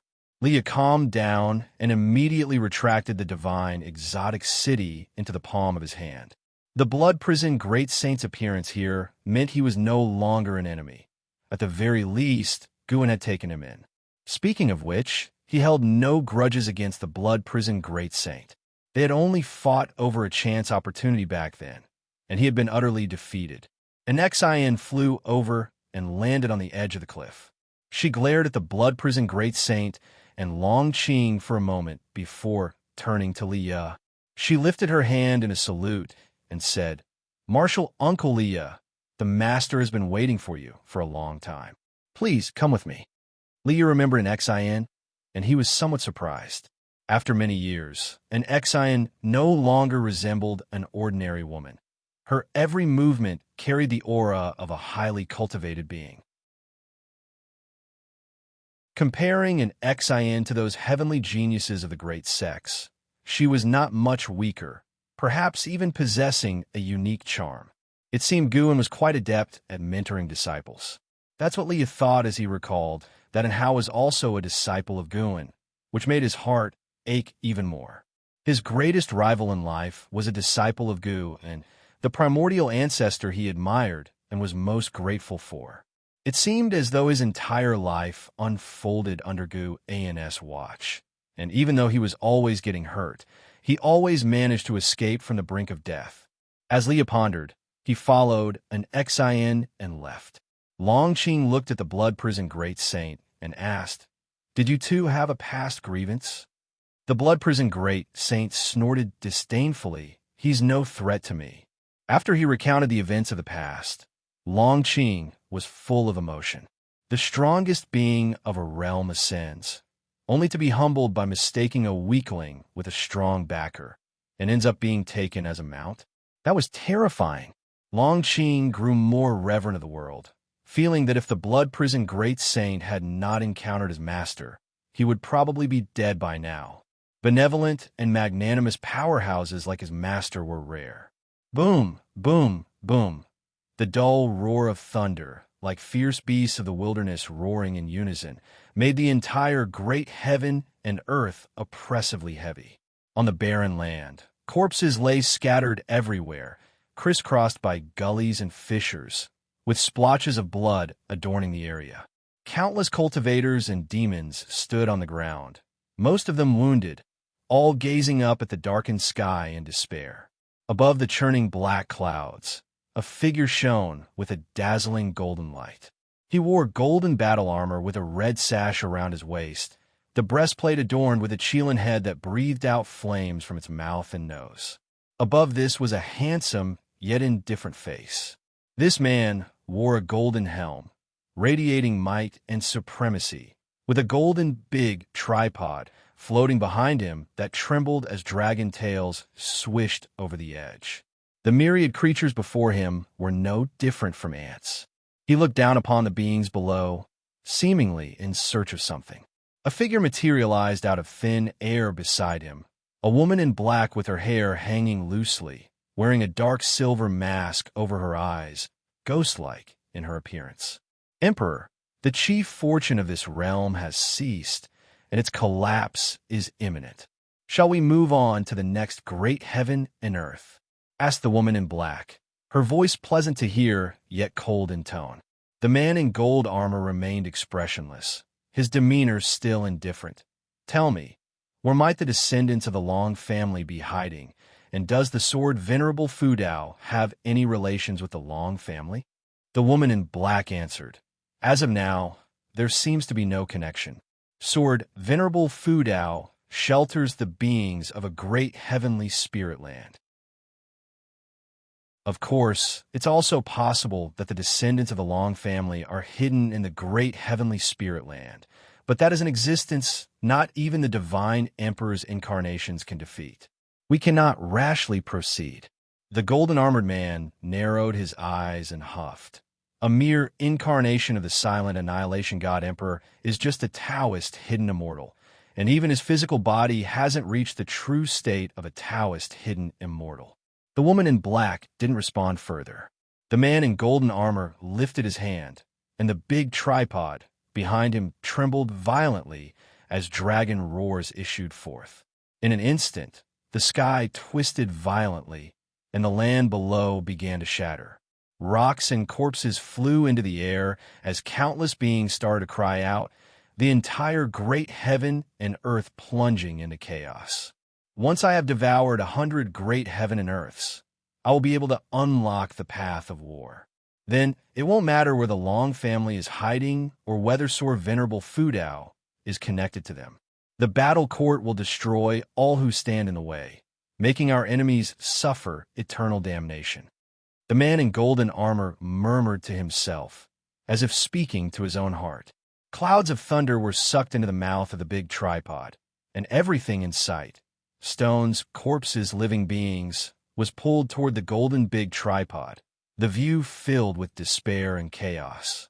This big tripod was devouring great heaven and earth. The man in golden armor and the woman in black stood motionless before the big tripod, indifferent to the cries and death of the creatures below, awaiting the collapse and annihilation of the realm. All of a sudden, the man in golden armor sensed something, his gaze sharpened, and he turned his head slightly as a blade of sword chi tore through the space, zipping past him. He reached out and grabbed the sword chi, then frowned in surprise, scanning his surroundings. Chapter 471. Heavenly Tao Golden Core, the strongest life grid inside the attic. Guin and Liya were clinking cups, with Liya drinking swiftly and his gaze upon Gu and filled with deep resentment. Guin's face was stern. Disrespecting the primordial ancestor like this? Upon hearing that, Liya's eyes widened. He slammed the table and stood up cursing. Taking advantage of me again. Come on, let's fight. Guin chuckled. Are you sure? Liya choked, his anger dissipated in an instant, and he sat down with a grim face. But for some reason, Guin's intentional provocation actually relieved his pressure. If Guin had maintained the demeanor of Sword Venerable Fudao, considering Guin's care for him, he would not have known how to face him. But now Guin had drawn him into a brotherly relationship, naturally easing his tension. Guin, who are you really? We entered the valley together back then. Liya took a deep breath and couldn't help but ask. It was the most puzzling thing to him. Back then, when they first met as youths, he never imagined that his fellow disciple with whom he had spent every day would turn out to be so formidable. In retrospect, Sword Venerable Fudao's fame began with protecting him. At that time, he and his sister Li Xuanyu were attacked by cultivators from the demon sect, and it was Sword Venerable Fudao who arrived to save them. Back then, he was not yet known as Sword Venerable Fudao, but as Flying Leaf Sword Immortal. Once everything connected, Liya had even less reason to blame Guin. He was now only curious. Guin replied, past and present lives, reincarnation is endless. Who can completely understand their origins? Instead of dwelling on the past, why not accept the present and look forward to the future, right? Who I am is not important. What matters is our friendship, my support for you. You needn't feel burdened. Rather you think about what kind of person you want to become in the future. He looked intently at Liya, his eyes seeming to see through Liya's thoughts. Liya was startled, not expecting Gu and to understand what he was currently thinking, but remembering the power of Sword Venerable Fudao, he calmed down. An existence that surpassed 9 heavens of immortal path. His divine skills and deductions were beyond his imagination. Afterward, Liya began to envision the future, with Gu and listening attentively. Liya was his first true friend in this life, and although there was now a great disparity in their cultivation levels, it did not change his importance in Guin's heart. Perhaps Guin had helped Liya a lot, but it was all casual for him. He never found himself in trouble because of helping Liya. Divine Exotic City seemed immensely powerful to outsiders, but in Guin's hands, there was hardly an opportunity to use it. Guin was not just a listener. He talked about every level of the 9 heavens of immortal path in detail, mentioning the fortunes of each level, which enthralled Liya. Until night fell, they continued talking, laughter occasionally bursting forth. The moon was bright and the stars sparse. An Xian came to the base of the attic, looked up at the windows above, and sighed, Master hasn't been this happy in a long time. Blood Prison Great Saint, sitting beside her in meditation, snorted. He simply did not like Liya, but at his master's house, he dared not speak ill of him. An Xian watched for a while below before finally turning to leave. Ever since Elon passed away, she had been very worried about Guan. In her eyes, her master's mood was even more important than the entire world, for if her master were to go to extremes, all living beings would suffer. Fortunately, her master was always cheerful and open-minded. Hardly anything seemed to faze him. After this event, an Xian admired Guan even more. As the moon set and the sun rose, Liya departed early the next day. At the base of 10,000 Sword Mountain, Zhu Luo, Sword Monarch, watched Liya's departing figure, thoughtful. The life grid has actually changed. He then turned a glance toward Guan's attic, filled with curiosity. What realm was the saint ancestor in really? He could not understand, yet thinking about stepping into a higher realm himself soon made his heart race. Under the brilliant starry sky, a gigantic stone bridge stretched across the heavens, its edges shimmering with multicolored radiance. Two figures walked on the bridge, none other than Xianxia Emperor and Hao. Xianxia Emperor led the way, draped in a long golden robe, with a dragon aura swirling around him as he moved. And Hao followed behind, looking around in wonder, his face full of amazement. Eventually, his gaze settled ahead where at the end of the bridge, a golden red orb glowed like the bright sun, seemingly symbolizing hope and brimming with allure. And Hao's pupils glittered with an unusual light as he felt a force. And Hao, feel carefully, this is the most powerful force in the world, a blessing from the heavenly Tao, a mere fraction of the power passed down through the heaven sect. Xianxia Emperor said as he walked, his tone filled with mystery, as if he, too, was in anticipation. And Hao couldn't help but ask, what is heavenly Tao? How does it differ from the great Tao? After stepping into the immortal realm, he had also begun to perceive the great Tao. The higher his cultivation level grew, the deeper his reverence for the great Tao became. Yet he couldn't comprehend the existence of heavenly Tao. Heavenly Tao existed everywhere, much like the great Tao, but it wasn't as clear, seemingly a fusion of countless rules. Heaven and earth themselves are heavenly Tao. All living beings are also heavenly Tao, while the universe is the great Tao. The great Tao births the heavenly Tao, and the heavenly Tao gives rise to all things. In my view, the heavenly Tao is a force born from the operation of the great Tao, even more perfect and powerful. Xianxia Emperor spoke leisurely, his pace unslowed, and Hao listened and began to understand his words. After a long time, they finally reached the end of the bridge. Standing before the golden red orb, they seemed so minuscule, like grains of sand before a mountain. Xianxia Emperor looked up, gazing at the golden red orb, and said, every ruler of the immortal dynasty has contemplated the heavenly Tao. They believe that only by thoroughly understanding the heavenly Tao could one qualify for transcendence. The primordial immortal king, who established the immortal dynasty, proclaimed himself as the immortal king and sought to rival the heavens, but succumbed to misfortune subsequently, leading to the dynasty's downfall. Many years later, someone rebuilt the immortal dynasty. That was the first time the dynasty experienced the force of heavenly Tao, realizing an invisible and intangible force was orchestrating all living beings. And Hao listened intently, his eyes penetrating the golden red emanation of the orb. And what he saw was darkness, a darkness oppressive even to cultivators of the nirvana realm. He couldn't help but ask, if it's truly invisible and intangible, what significance does it hold? Xianxia Emperor responded, this is a golden core left behind by a mighty being who had obtained the power of heavenly Tao. What? A golden core? How is that possible?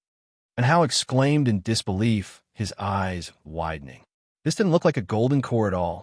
Xianxia Emperor's expression grew complex, and he said, this was discovered by the immortal dynasty in their pursuit of heavenly Tao's power, located deep within the great heavenly spirit land, known as the heavenly Tao Golden Core. Every epoch, the heavenly Tao golden core reveals some information to us, and this is why our immortal dynasty remains unshakable, impervious even to the Holy Court. Through the heavenly Tao golden core, we learn that the great heavenly spirit land was once shattered. What we see today is merely a fragment of it, albeit the most crucial one. And how pressed on? Why did such a mighty being fall? Was it related to the battle that shattered the heavens and earth? We aren't sure, but the power of the heavenly Tao golden core continues endlessly, and it's this force that ensures beings in the immortal dynasty are born at the immortal path realm level. Xianxia Emperor replied, then turned to look at Hao. And Hao looked back, feeling the pressure under his gaze and furrowing his brows. Xianxia Emperor's eyes blazed. And Hao, you are the child of destiny. No one's life grid surpasses yours. With sword Venerable Fu Dao as your master and inheriting the most powerful legacy from the immortal dynasty, you will become the strongest under the heavenly Tao. If you were to usher in the new epoch in the next era, the immortal dynasty would surely be stronger. You can accomplish what we couldn't. And Hao was about to reply when he suddenly turned his head toward the heavenly Tao golden core. What sound? And Hao asked solemnly, his eyes rapidly shifting on the heavenly Tao golden core, as if searching for something. Xianxia Emperor watched him, a look of astonishment crossing his features, his expression turning excited. Even the heavenly Tao golden core chooses him? What kind of life grid is this? As if everything in the world was tailor-made for him. Xianxia Emperor watching Hao, feeling stirred and involuntarily jealous. And Hao quickly noticed the hint, and looking at Xianxia Emperor, asked, Your Majesty, can't you hear it? Xianxia Emperor answered, The ruler of the immortal dynasty can obtain the inheritance of the heavenly Tao golden core through their chi fortune. But at the end of every epoch, the heavenly Tao golden core autonomously chooses an inheritor. Perhaps you have already been chosen. What did you just hear? And Hao hesitated for a moment, then said, I heard a voice urging me to run away. Chapter 472. Chosen One. Bearing grudges and favors. Escape quickly. When young Immortal Emperor heard in Hao's words, he couldn't help but frown and asked, Why escape? And to where? And Hao was about to speak when suddenly, from within the celestial Tao golden core, fierce golden flames erupted, rapidly burrowing into Hao's brow. In an instant, Hao's eyes widened. He then raised his hand, grabbing his head. He tilted his head back, and a golden, thread-like line appeared on his brow, resembling the slit of an eye. Young Immortal Emperor was horrified and instinctively turned to look at the celestial Tao golden core. The celestial Tao golden core stood motionless in front of him, radiating an ancient aura as if it were the oldest existence in the world. It had witnessed changing seas into mulberry fields and the shifting of constellations. Endless experiences had shaped its now unfathomable presence. And Hao knelt on the ground, his body trembling and his face contorted in obvious, unimaginable pain. Young Immortal Emperor flashed to his side, intending to help him, but was repelled by a powerful force. He was thrown hundreds of yards away, stumbling several steps upon landing. He looked at his right hand to see it badly burnt and bleeding profusely. He looked up at Hao, his brows furrowed deeply. And Hao kneeled, face downward, as wisps of aura leaked from between his fingers. His body shook, unable to make any sound. Could he really be the chosen one? Young Immortal Emperor murmured to himself, his eyes filled with complexity. He had chosen Hao due to Hao's special destiny pattern, but there was another reason. He wanted to bind him with supporting Tao Sword Venerable. And Hao was, after all, the only openly acknowledged true disciple of supporting Tao Sword Venerable. But never had he imagined that upon Hao's arrival, without having yet done anything, he would receive the recognition of the celestial Tao golden core. Throughout the ancient and modern times of the Immortal Dynasty, he had never heard of such an event. And Hao, just who are you indeed? And how couldn't hear Yang, immortal emperor's words? At that moment, he was in a realm of pain unimaginable to ordinary people, enduring not only intense physical agony, as if his body was tearing apart, but also immense destruction to his soul. He saw many scenes, all of which were his greatest fears. He saw his wife and children brutally killed, his junior sister suffering terribly, even his master's tombstone, all these things tormenting him. If you do not escape, you will end up just like them. A cold, indifferent voice echoed persistently in his ears, provoking his spirits. 37 years later, just after the new year, Guan walked within Outer Sect City, with Blood Prison Great Saint and Long Qing following behind him. 300 years ago, Xianxia returned to the Buddhist sect of the Sea of Suffering, and since then, Long Qing had completely become Guan's follower. Wherever Guan went, as long as he saw him, he would eagerly follow. Along the way, wherever Guan went, people greeted him, mostly his close friends or graduated disciples. Over 400 years had passed. The impact brought by supporting Tao Sword Venerable had eventually calmed down. Under the suppression of the Dark Hall of Supreme Sect, people aware of Guan's identity no longer spoke carelessly, and supporting Tao Sword Venerable once again became a legend. Even without the title of supporting Tao Sword Venerable, as the Valley Master of Third Medicine Valley, Guan still held great renown. Master, is there really a legacy with the heaven-splitting axe? Or did you leave it there as a mere prank? Long Qing quickened his pace to walk beside Guan, curiously asking. He would occasionally visit the heaven-repairing platform to try to pull out the heaven-splitting axe, but unfortunately, he could never budge it. Nowadays, those who try the heaven-splitting axe generally want to experience the power of supporting Tao Sword Venerable, not to actually acquire the legacy. Guan looked ahead and responded, there certainly is, you will feel it eventually. Long Qing was about to ask more when he suddenly looked up. Not just him, Blood Prison Great Saint did the same. Above in the cerulean celestial vault, numerous silver meteors appeared, countless, all moving in the same direction, creating a magnificent scene. The cultivators passing through the streets also started noticing the anomaly in the sky. What is that? Is it sword chi? Not right. There's someone inside. Might be someone from a major sect passing overhead. People? This doesn't seem like they flew over our heads. More like they descended from the sky. Don't worry. This place is the Supreme Sect. Maybe the Supreme Sect isn't the strongest, but it certainly is the safest. In these years, the Holy Court and Immortal Dynasty have been fighting each other relentlessly, both attacking and defending, yet the flames of war have never reached the Supreme Sect. The cultivators were chattering. Guan glanced, then withdrew his gaze and continued forward. Blood Prison Great Saint and Long Qing caught up, and they began discussing the origins of those meteors. Blood Prison Great Saint's divine sense captured that those meteors were indeed a group of people enveloped in sword chi and moreover from outer heaven, which piqued Long Qing's curiosity about outer heaven. Although Long Qing still hadn't cultivated spiritual power, with age, he could feel that he originated from outer heaven and that some mission awaited him. He was no longer as anxious, but began to enjoy life, having a premonition that once he knew his mission, such life would be his luxury for the rest of his days. Guan saw through the origin of that group of sword cultivators with one look. Great Hong Sword Heaven, summoned by Zhu Luo, Sword Monarch.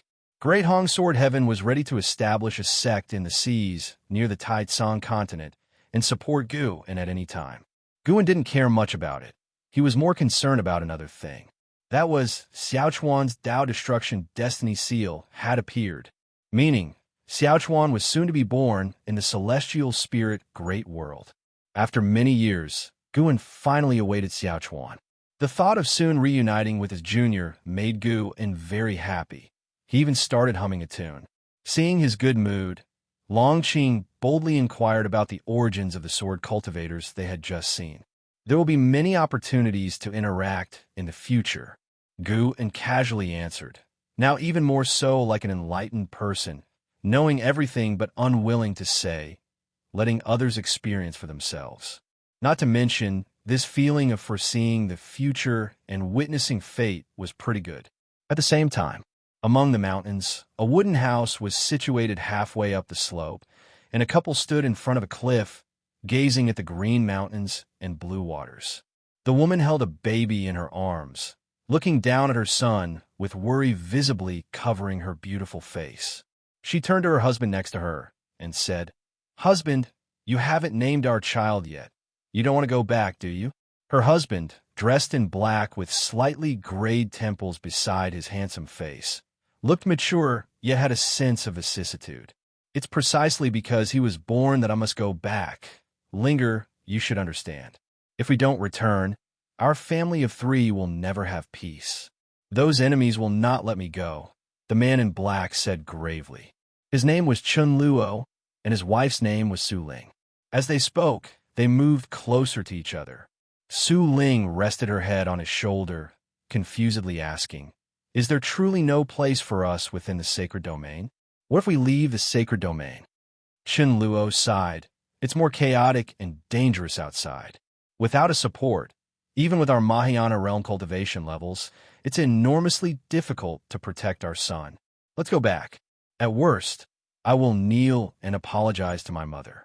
You have given birth to a child for me. She surely won't make things difficult for you." But Su Ling hesitated. Chun Luo turned around, grabbed her shoulders, and said, "Linger, trust me, I would rather die than not protect you and our son. I can't stand to see you hurt, nor do I want our son to be born with resentments." The baby in Su Ling's arms opened his eyes. His bright eyes nearly melted her heart. "Yes, we can't let him bear any resentments," Su Ling murmured to herself, as if convincing herself. Chun Luo showed a smile, saying, "When I first saw this little guy, I felt he would bring good fortune. Don't worry, I heard my father just returned from the Saint Minister's side. With him presiding over the family, my mother certainly won't dare to act rashly." Su Ling took a deep breath and nodded slightly. Seeing her agree, Chun Luo finally breathed a sigh of relief, then embraced his wife tightly. "I swear, I will ensure you live a peaceful life, and I will also help you avenge the destruction of your family," Chun Luo said seriously as he stared at the horizon. Su Ling trembled slightly without responding, but slowly closed her eyes. Across the mountains, cranes flew out from the forest, flapping their wings towards the horizon, forming a V shape. The sunlight fell on them, and they seemed like celestial cranes, as if carrying hope flying towards the ends of the earth and sea.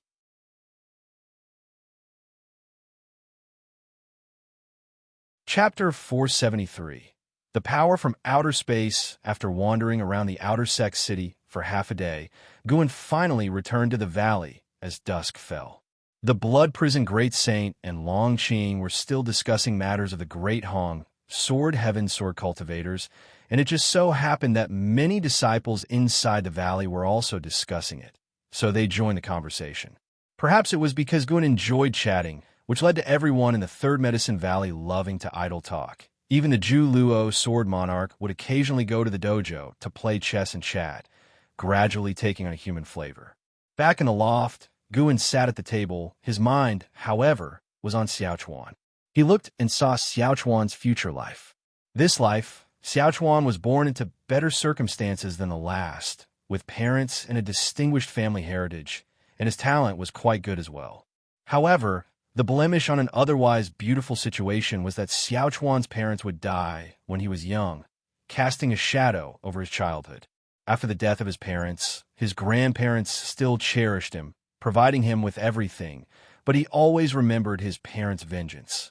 As he grew up, he began investigating the true cause of his parents' death. As a result, he went through many battles and ultimately found out that his grandparents had forced his mother to her death, and, following his father's suicide, he collapsed. In the end, he severed ties with the Chun family and began a wandering life. Even after he became a famous powerhouse, his demeanor remained cold and devoid of smiles. Having waited centuries for Xiaochuan, Guan naturally couldn't bear to see him suffer.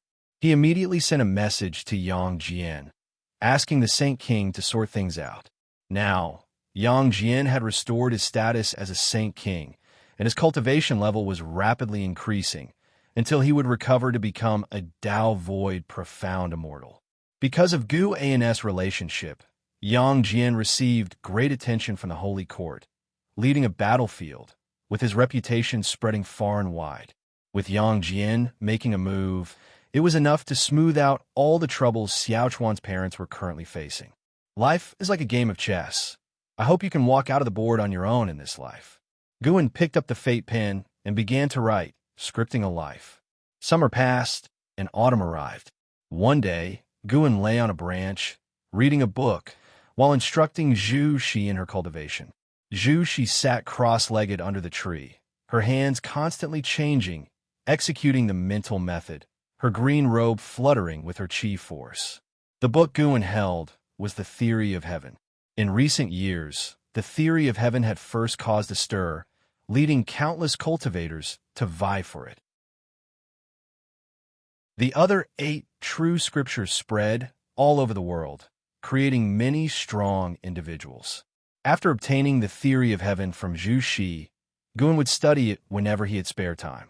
For hundreds of years before, this theory of heaven hadn't shown any abnormalities. But in the past year, the theory of heaven emitted a strange aura of causality, vague but detectable. Guan felt it carefully. It was a sign, seemingly welcoming the arrival of a certain being. Could it be that the mysterious being who created the theory of heaven was about to come to the celestial spirit great world? Very likely, for sure, the theory of heaven's sudden appearance must have some arrangement within. Following the causality implied by the theory of heaven, the scenes Guan saw kept changing, and he even saw other worlds. Master, this heaven and earth primordial skill is truly powerful. I feel that to completely master will take many years, and I even feel it's more difficult than the step on Dao Yi's step. Zhu Shi raised her head to look at Guan and remarked. She was already at the Mayana cultivation level, but she had only started receiving Gu An's true teaching since after this year. Before, Guan had only pointed out the difficulties in her cultivation. Guan replied, "That's natural. Should you master it, in the future you won't be confined by this world." Hearing this made Zhu Zai's smile grow even brighter. Just as she was about to continue flattering Guan, she saw him suddenly look up into the distance, with a grave expression on his face. "Master, what's wrong?" Zhu Shi asked in astonishment. She rarely saw Gu and reveal such an expression, not even when the profound, desolate demon god had ravaged the human world. She had never seen Guan frown. Guan replied, "It's nothing." He was looking at the sacred domain where Xiaochuan's parents, Chen Luo and Su Ling, returned to the Chen family and faced difficulties from them, because Su Ling's Su family had once been the Chen family's nemesis. Guan could see the cause and effect. The reason the Su family had been eradicated was that the Chen family had schemed in the shadows, plotting against the Su family, branding them as spies for the Immortal Dynasty, ultimately leading to their annihilation by the Holy Court. Su Ling had managed to escape death, all thanks to the protection of Chen Luo. Chen Luo was unaware of this matter, so he was very angry as to why his mother targeted his wife. The couple, holding Xiaochuan, had just returned to the Chen family and faced difficulties, but fortunately, Yang Jian was reliable and arrived in time to defuse the crisis. As a Saint King, all members of the Chen family had to bow to Yang Jian. Yang Jian stated that his reason for coming was due to the child in Su Ling's arms whose destiny was extraordinary. There was a transcendent being interested in him, hoping he could live a peaceful life in his early years until that transcendent being came for him. Yang Jian also made it clear to not let the child bear any grudges, to avoid affecting his Tao heart. Hearing this, the face of Chen Luo's mother turned unnatural, but in face of Yang Jian, she still had to force a smile. Guan had foreseen this entire process earlier, but he suddenly looked up because Xiaochuan's fate had changed. After Yang Jian appeared, Xiaochuan's fate had been altered, and Guan also detected a strange force of cause and effect descending on Xiaochuan. This force came from an unknown place, arriving suddenly. And if not for Gu An's profound cultivation level, he wouldn't have detected its existence. Even with the protection of the Holy Court's destiny, the great cultivators of the Holy Court did not perceive such a force of cause and effect infiltrating the sacred domain. When he looked again at Xiaochuan's fate, what Guan saw was chaos. In the obscure void, Xiaochuan walked alone, dense fog swirling and obscuring his figure. Whether looking back at the past or toward his future, the scenery was the same. Guan had a bad feeling in his heart. His intervention seemed to offer Xiaochuan a beautiful childhood, but also made his future uncertain and perplexing. Clearly, someone the unseen was scheming against Guan, therefore targeting Xiaochuan. Guan guessed that the adversary must be beyond the world gate, unable to cross the barriers set by the celestial spirit god to descend into this universe. Hence, they resorted to using cause and effect to scheme. He fell into deep thought. Seeing that Guan did not wish to say more, Zhuxi could only hold back her confusion and continue meditating with closed eyes. Meanwhile, in the Chun family's mansion, the great hall was lively and prosperous. Everyone gathered around Su Ling, all eyes on Xiaochuan in her arms. This child is indeed exceptional. His features radiate a saintly aura. Nonsense. Otherwise, why would the entity behind the Saint King take interest in him? Our Chun family is on the rise. Yes, what is the child's name?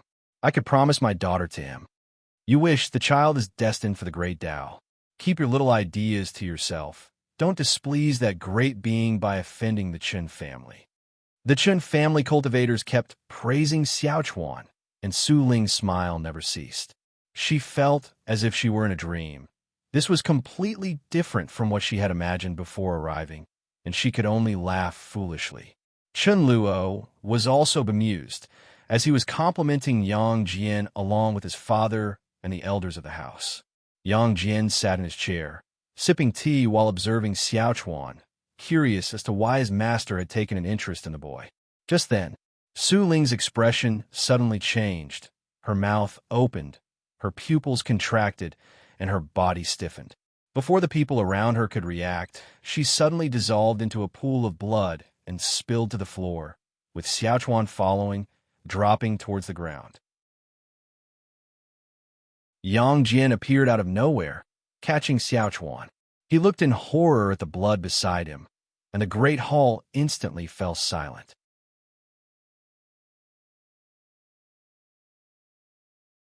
Chapter 474, Su Ling's shock linger. An hysterical roar broke out as Chun Luo pushed through the onlookers. He looked at the blood on the ground, his body trembling, his face filled with utter despair. People around snapped back to their senses and frightened. They retreated. Be on guard, a middle-aged cultivator shouted sternly. He instinctively looked towards Yang Jian. Only a Saint King could have the means to execute Su Ling directly in their presence. Yang Jian looked up, his divine sense rapidly extending, but failed to capture any suspicious presence. Chun Luo knelt in front of the blood, unable to accept the reality before him. Just a moment ago, he had felt like the happiest man in the world, but now he felt as though he had fallen into hell. Xiaochuan in Yang Jian's arms seemed to feel something too and began to cry loudly, but Chun Luo could no longer pay attention to him. The patriarch of the Chun family approached Yang Jian and asked with a frown, "Saint King, what's going on?" Although he did not like Su Ling, she was, after all, a descendant of the Su family. Her death in front of them, if spread, would tarnish the Chun family's reputation. "I'm not sure either. It's truly strange," Yang Jian answered, passing Xiaochuan to the patriarch of the Chun family before vanishing on the spot. The rest of the Qin family regained their senses and promptly stepped out of the hall to be on guard. Chun Luo suddenly looked up at the patriarch of the Chun family, pleading desperately, "Father, save Linger. Save her." The patriarch took a deep breath and said, "Her soul has dispersed. It's beyond salvation." He was also filled with fear. If it wasn't the Saint King, Then what exactly had happened? Su Ling's death was too bizarre, shocking not only Chen Luo, but also them. At this moment, what the patriarch of the Chen family feared the most was Chen Luo also meeting with an accident, but he was helpless. He didn't even dare to approach Chen Luo, afraid that he too might suffer a calamity. Guan, far away at the Supreme Sect, witnessed all this. Everything happened too quickly. In an instant, he captured Su Ling's soul, using his own power of cause and effect to protect her soul and prevent it from being ravaged by mysterious forces of cause and effect. If that mysterious existence could execute Su Ling, couldn't it also kill others? This was Gu An's greatest concern, which is why he hid Su Ling's soul. He couldn't always keep an eye on Su Ling. Fortunately, nothing further happened. Only Su Ling died. Yang Jian returned to the Chun estate and gathered with the Chun family to discuss the death of Su Ling suddenly. Chen Luo severed his own meridians, destroying his golden core, intending to disperse his soul. Yang Jian immediately intervened, but Chen Luo was still left a cripple. Seeing this, Guan also felt some emotion. His intervention saved Chen Luo and Su Ling, but it brought them another kind of disaster. He suddenly felt confused. If the mastermind was targeting him, why go after Su Ling and not those close to him? Many of those he cared about had a cultivation level below the Mahayana realm. Could it be that the mastermind wanted Xiaochuan to tread an irredeemable path and lure Guan away from this universe? While protecting Su Ling's soul, Guan could feel the power of that cause and effect. Not as strong as his, but certainly coming from another universe. Without crossing universes, it was difficult to assess which was stronger or weaker. Guan stood up, descended from the tree, and looked toward Zhu Shi. Continue your cultivation. I have some things to attend to. With those words, Guan vanished on the spot. He stepped into the hidden spirit palace located at the bottom of the sea. The deep-sea dragon carp, in the midst of cultivation, did not sense Guan's arrival. Guan raised his right hand and released Su Ling's soul, then used nature's spiritual energy to reconstruct her flesh. Su Ling had a long lifespan ahead. As long as her allotted lifespan had not ended, she could regroup her flesh, an easy feat for Guan. The challenge lay in transcending ordained fates. Su Ling's flesh was reconstructed, along with her clothing, just as she appeared right before her death. The deep-sea dragon carp sensed her breath, opened its eyes, and upon seeing its master, it stood up in surprise, hurrying over. Su Ling, as if she had woken from a nightmare, sat on the ground, breathing heavily, her head covered in sweat. She looked up to see Guan, looking as handsome as an immortal god from paintings, her eyes full of fear. You needn't worry, I won't harm you, but you can no longer return. A power beyond the 9 heavens of the immortal path wants to harm your son. Thus they killed you. From now on, you'll cultivate here. In time, we'll bring your husband here. Later, you'll manage Medicine Valley for me. And one day, you 3 will be reunited. Guan said before disappearing, leaving Su Ling, a Mahayana cultivator, to rapidly come to terms with reality. A replacement had already been placed inside the hidden spirit palace, now possessing the cultivation level of the heaven-encompassing free immortal. Here, the power of cause and effect from outside the universe could hardly harm Su Ling, and it would not even detect her whereabouts. Upon hearing Guan's words, Su Ling was left stunned, her eyes vacant. The deep-sea dragon carp stood to one side, touching its head, unsure of how to strike up a conversation. It was also pondering Guan's previous words. An existence surpassing the 9 heavens of the immortal path? And who is this woman's son? Silence fell upon the hidden spirit palace. After a while, Su Ling took a deep breath, stood up, and bowed to the deep-sea dragon carp, asking, "My name is Su Ling. May I know how to address you? And could you introduce me to this place and the senior who was here just now?" Her heart was shocked. What level of cultivation would someone who can casually mention beings beyond the 9 heavens of the immortal path possess? Young lady? Upon hearing this, the deep-sea dragon carp's face revealed a gentle smile, which warmed Su Ling's heart and made her feel a sense of closeness to him. Late at night, Chen Luo, with his hair disheveled, sat in a chair, his eyes empty. His mother was holding Xiaochuan, trying to comfort him, hoping he could come to terms with his situation, but unfortunately, he was not at all receptive. It was then that Yang Jian walked into the room and said to Chen Luo, "There is still hope for your wife to be alive." Upon hearing this, Chen Luo's head shot up. He immediately rushed toward Yang Jian, grabbed his arms, and asked urgently, "Really? What should I do? What do you need from me?"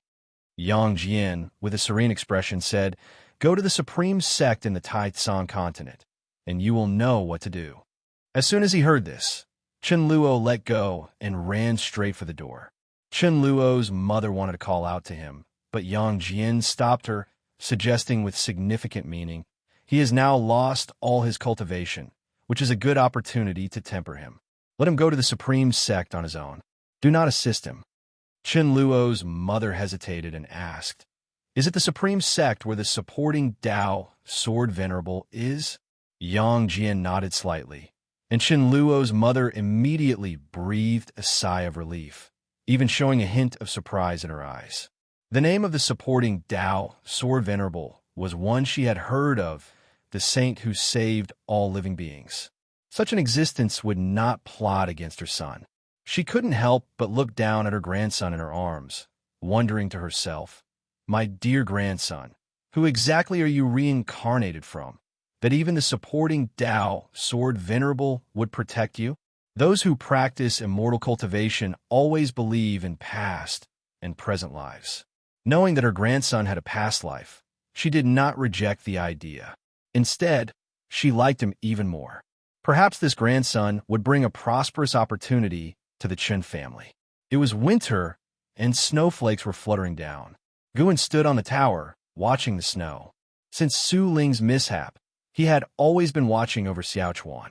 Fortunately, that force of cause and effect hadn't caused any trouble again. But in fact, the existence behind the scenes had succeeded. He had made Xiaochuan return to a state without his parents. This gave Guan some inspiration. The power of cause and effect could actually transcend the universe. He decided that from now on, his main focus would be to research the power of cause and effect and strengthen his own way of cause and effect. In the previous years, he had been perceiving different Tao rules. Now, thinking about it, it seemed better to develop one particular Tao to its extreme first. He saw Chen Luo alone in a boat in the boundless vast sea. The small boat that Chen Luo was on was like a fallen leaf in the vast sea, which could be submerged at any time. Although Guan wanted to temper Chen Luo's character, he hadn't actually left Chen Luo to face the journey alone. After all, Chen Luo had no cultivation level. All along the way, Guan had already helped Chen Luo deal with many troubles he could not contend with. The rest of the journey would have to rely on his willpower. Yang Jian had already left the Qin family. Before departing, the head of the Chen family hoped that Yang Jian would bestow a name. Yang Jian hesitated quite a bit, but fortunately, he received a transmission from his master. Qin Chuan, that was the name for Xiaochuan in this life. It was quite ordinary, but coming from the mouth of Yang Jian, it gave the Chen family even more hope. Did the Saint King hope for this child to be as unyielding and persistent as the mountains and rivers? Su Ling stayed in the hidden spirit palace, getting along very well with the deep-sea dragon carp and proclaiming each other as sisters. She had not noticed that the dragon carp was a male demon, considering the dragon carp's cultivation level was a bit higher than hers. Life returned to calm once again. The cause and effect of Xiaochuan did not trouble Guan. Instead, it was like a game of strategy. When he became strong enough, he would certainly drag out the existence behind the scenes. He even considered using the power of cause and effect to annihilate the other party across the universe in the future.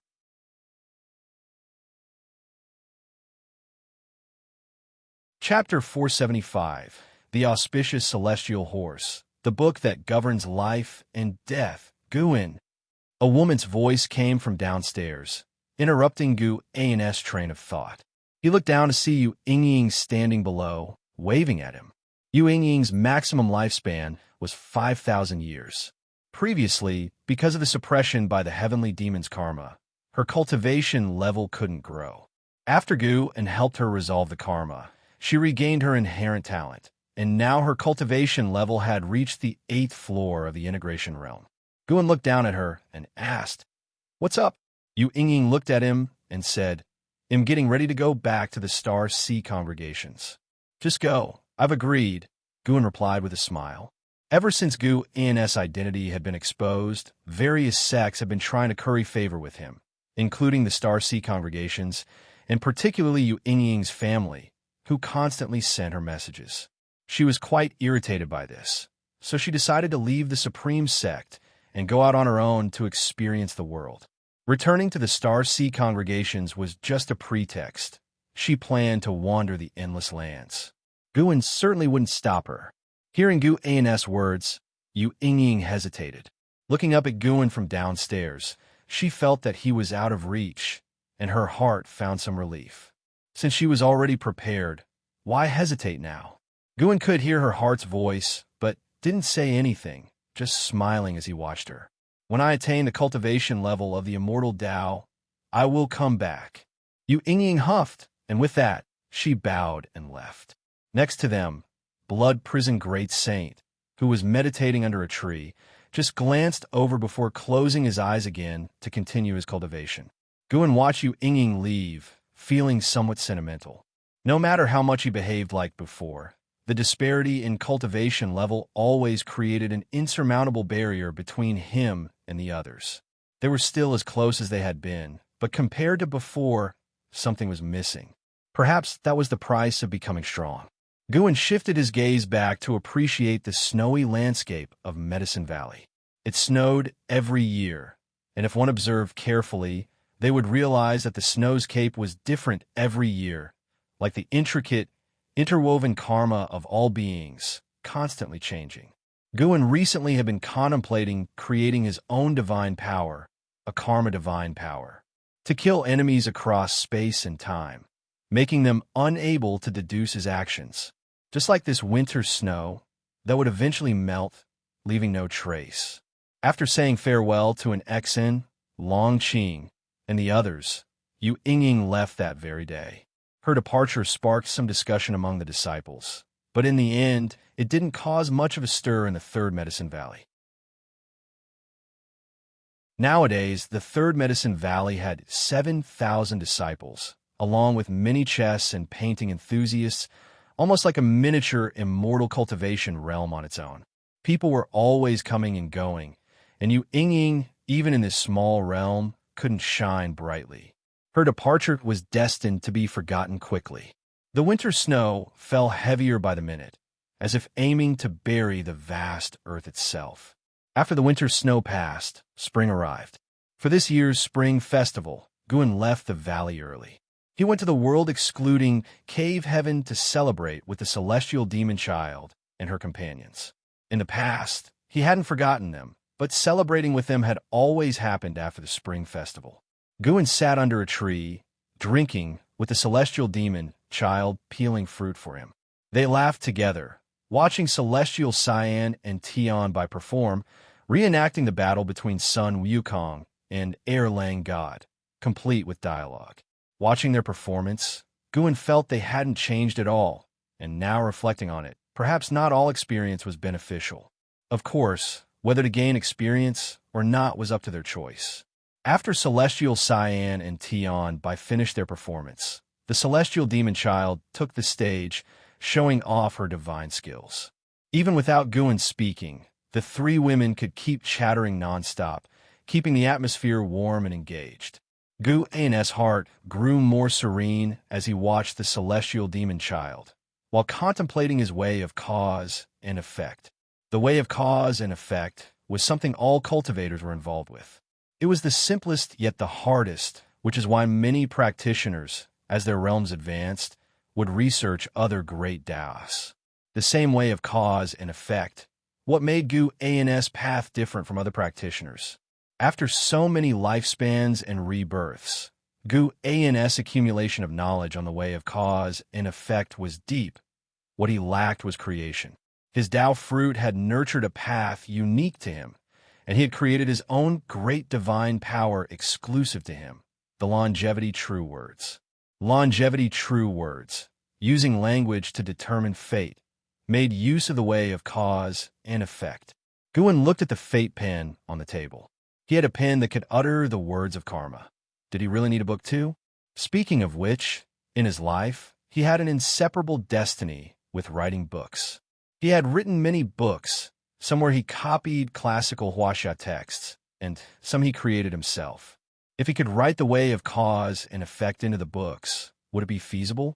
Guan suddenly thought of the Book of Life and Death from Journey to the West. With one stroke in the Book of Life and Death, one could determine life and death. His ideas began to burst forth, slowly entering meditation. After a while, the merry celestial demon child, celestial Cyan, and Tian by suddenly sensed Guan's Tao intent. They turned their heads to look at Guan, their eyes filled with astonishment. Not daring to disturb Guan, they exchanged glances and then sat down to meditate, feeling Guan's Tao intent. The world excluding, cave heaven followed suit and quieted down. Under the dazzling starry sky, on the barren land, wavering shadows were moving forward. Leading the group were two men, namely the divine exotic realm master and Zhang Buku. Zhang Buku was dressed in a set of worn black clothes, which loosely revealed his robust muscles, quite striking to the eye. His black hair was carelessly draped down his back. Looking up, his eyes bright and clear, he asked, "Master, how far are we from the celestial spirit great world?" The divine exotic realm master replied, "Very far, so far that I can no longer sense the power of divine exotic city. To have come to this place is our fortune. Perhaps we should let go of the past." After leaving the celestial spirit great world, they had been traversing the great heaven and earth nonstop until a few years ago, when they were swept into the darkness by a river filled with the rules of space and time, completely severing their connection with the celestial spirit great world. Upon hearing this, a look of sadness crossed Zhang Buku's face. He missed his martial uncle, longed for Leah, but he was no longer that weak self. Wherever he went, he had to fight to become stronger. Suddenly, he saw meteors streaking across the starry sky like torrential rain, sweeping across the entire starry sky, a magnificent sight. Immediately after, he was struck by an awe-inspiring scene. A colossal celestial horse flashing brilliant light emerged behind the countless meteors, stepping on auspicious clouds, crossing the land they were on. Under this colossal celestial horse, no matter how high their cultivation level, all would feel extremely insignificant, and the dark land was lit up as if moving from nighttime to daylight. The divine exotic ghost king and the divine exotic resentful ghost behind them were also startled, causing an uproar. "What is that?" Zhang Buku couldn't help asking the divine exotic realm master. The divine exotic realm master, living the longest, could always solve his puzzles. The divine exotic realm master looked at the cloud-striding, bright celestial horse with a complicated gaze and said, "That symbolizes the auspiciousness of the heavenly Tao. You can call it a celestial horse. They are supreme, being able to cross yin and yang, across all heavens and myriad realms. It is said that all beings who see the celestial horse will gain the blessing of destiny. It seems our luck isn't bad." "Celestial horse?" Zhang Buku murmured to himself. Although he had seen many and was well informed about divine beasts and fierce beasts, he had never seen an auspicious being like the celestial horse. The celestial horse was so majestic that it seemed even larger than heaven and earth, radiating a holy light that made people yearn for it, as if it was the most perfect creation in the world. Even after the celestial horse, following the meteor swarm, had disappeared and the land had fallen back into darkness, the graceful figure still lingered in Zhang Buku's mind. What kind of existence could subdue such an auspicious being? Zhang Buku had this thought, and immediately after, he felt ashamed. How could one defile such an auspicious being? He shook his head and carried on. The divine, exotic, resentful ghost continued to discuss the celestial horse, feeling amazed and unforgettable. The divine, exotic realm master walked ahead, saying, "Perhaps there is an incredible fortune waiting for us ahead." The celestial horse is a sign. A smile appeared on his face. Since coming to this universe, he had finally seen hope to shake off the role of a chess piece. Zhang Buku didn't think so much. He just wanted to become stronger. If Martial Uncle and Liya could see the celestial horse, how good that would be. Unfortunately, you're not so lucky. Thinking to himself, Zhang Buku amused himself with the thought. The starry sky was brilliant, unable to illuminate the land, but they pressed on through the darkness towards the dawn. In the third Medicine Valley, at the entrance of Medicine Valley, Guan strolled forward, toying with a black leather book in his hand. He flung the black leather book into the air, caught it again, and continued to playfully advance. "Master!" A voice full of surprise called out, and an Exine appeared out of nowhere in front of him. Guan smoothly caught the flying black leather book and tucked it into his bosom. This was a book that governed life and death. It was not something others could touch.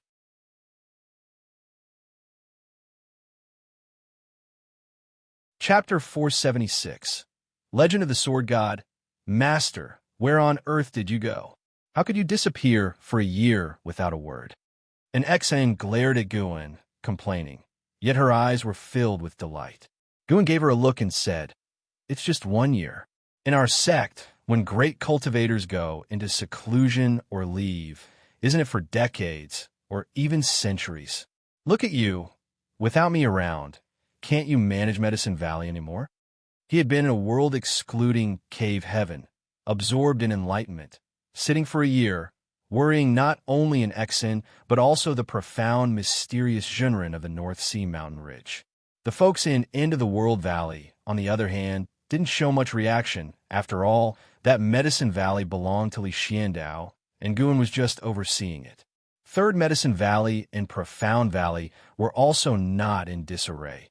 Most disciples believed that nothing would happen to their master after being away for only a year.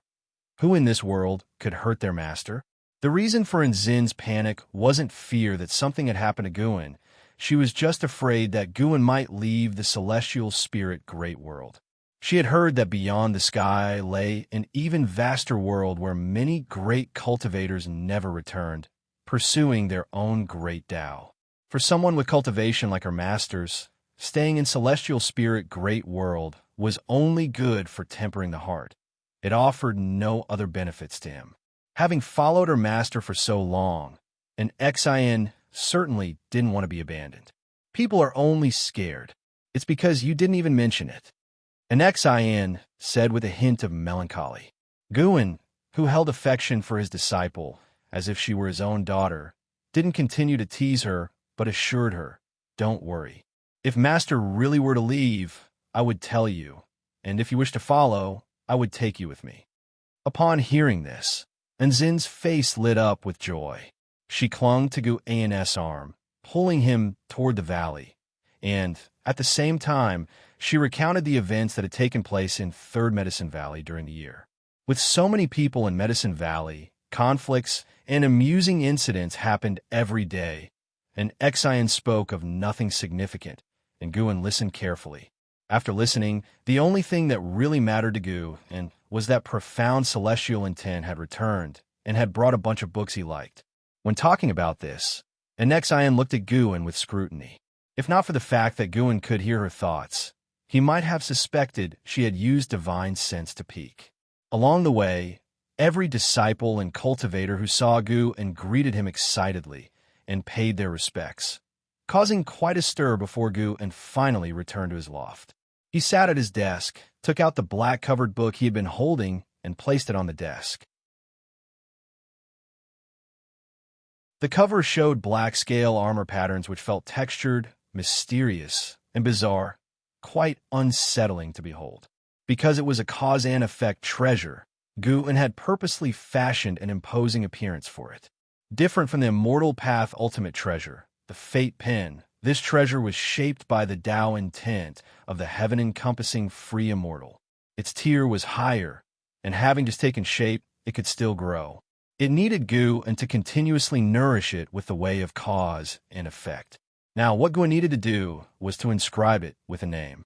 What name should I give it? Gu fell into deep thought. His right hand rested on the desk, fingers lightly tapping the surface. It wasn't until the sunlight outside gradually reddened that he finally came up with an idea. He picked up the fate pen and began to write on the black book. Infinite. Sword. Book. When the final stroke was drawn, the 4 characters burst into golden light and began to sear the cover, then sank in, forming golden letters. Infinite Sword Book. Gu thought of his primordial infinite body and the power of infinity, and he intended the book to embody limitless potential, omnipotence. The reason it included the word sword was that he did not want to forsake his sword Tao. He wanted to combine his sword Tao with the power of cause and effect to create a sword Tao of cause and effect capable of slashing through universes. The infinite sword book began to tremble, then floated in the air, absorbing the power of cause and effect from heaven and earth. In an instant, all the cause and effect within the Tai Tsung continent shone within it. Its range extended farther and wider until the entire celestial spirit great world was reflected within it. Every being who had reached the realm of a free immortal felt a sudden palpitation, but when they opened their eyes, they saw nothing out of the ordinary, nor could they discern any cause and effect. Inside a hall shrouded in clouds and mist, the saint minister sat cross-legged on the steps, below which there was a pond, its surface a shimmering blue, fantastically beautiful, with faint starlight twinkling within. The saint minister opened his eyes, frowning. He started calculating with his fingers, but could figure nothing out. The end of the era, the rules recede, it truly becomes all the more dangerous. The saint minister muttered to himself, feeling immense pressure just thinking about the situation now. Recently, many mysterious forces had appeared outside of heaven, attacking the silent extinction domain. Within heaven, as well, there were quite a few indeterminate free immortals, and then there was the supporting Tao Sword Venerable, who could easily annihilate the entire celestial spirit great world. As a saint minister of the Holy Court, he greatly disliked this feeling of being unable to control the situation. It left him feeling powerless and even unable to see hope. Could it be that the fate of Holy Court was running out, just like the dominators of the worlds in the vast stretches of time that had passed away? The saint minister sank into confusion. In a daze, he saw a figure approaching from the far end of the great hall. "Your Majesty," the saint minister spoke to himself as if in a dream. When the free immortals of the world felt panic, the common people did not notice anything unusual. The Holy Court and Immortal Dynasty still fought as always. But compared to several hundred years ago, mortal spirits were seldom affected, so there were still many places of peace in the world. The next day at dawn, Gu descended the stairs, joining his disciples for a rare session of drill practice. Having been gone for a year, he would be busy harvesting medicinal herbs for the next few days. Half an hour later, Gu rode away on the blood prison Great Saint, preparing to head for the end of the World Valley. Just as he left the Supreme Sect, a figure appeared before them. It was Zhu Luo, Sword Monarch. Zhu Luo, Sword Monarch, inhaled deeply as he looked at Gu, saying, "Senior, there is something I must tell you. Did you feel anything unusual yesterday?" Gu feigned confusion and asked, "I did not. What is it you want to talk to me about?" Years ago, a sword intent appeared briefly within the silent extinction domain. I was just surprised at the time, but over the years, I've discussed this sword intent with my sectmates, and we've learned something very frightening, said Zhu Luo, Sword Monarch, with a solemn expression. Communicating through sword intent? Was it to avoid being traced? Great Hong, Sword Heaven had something up its sleeve.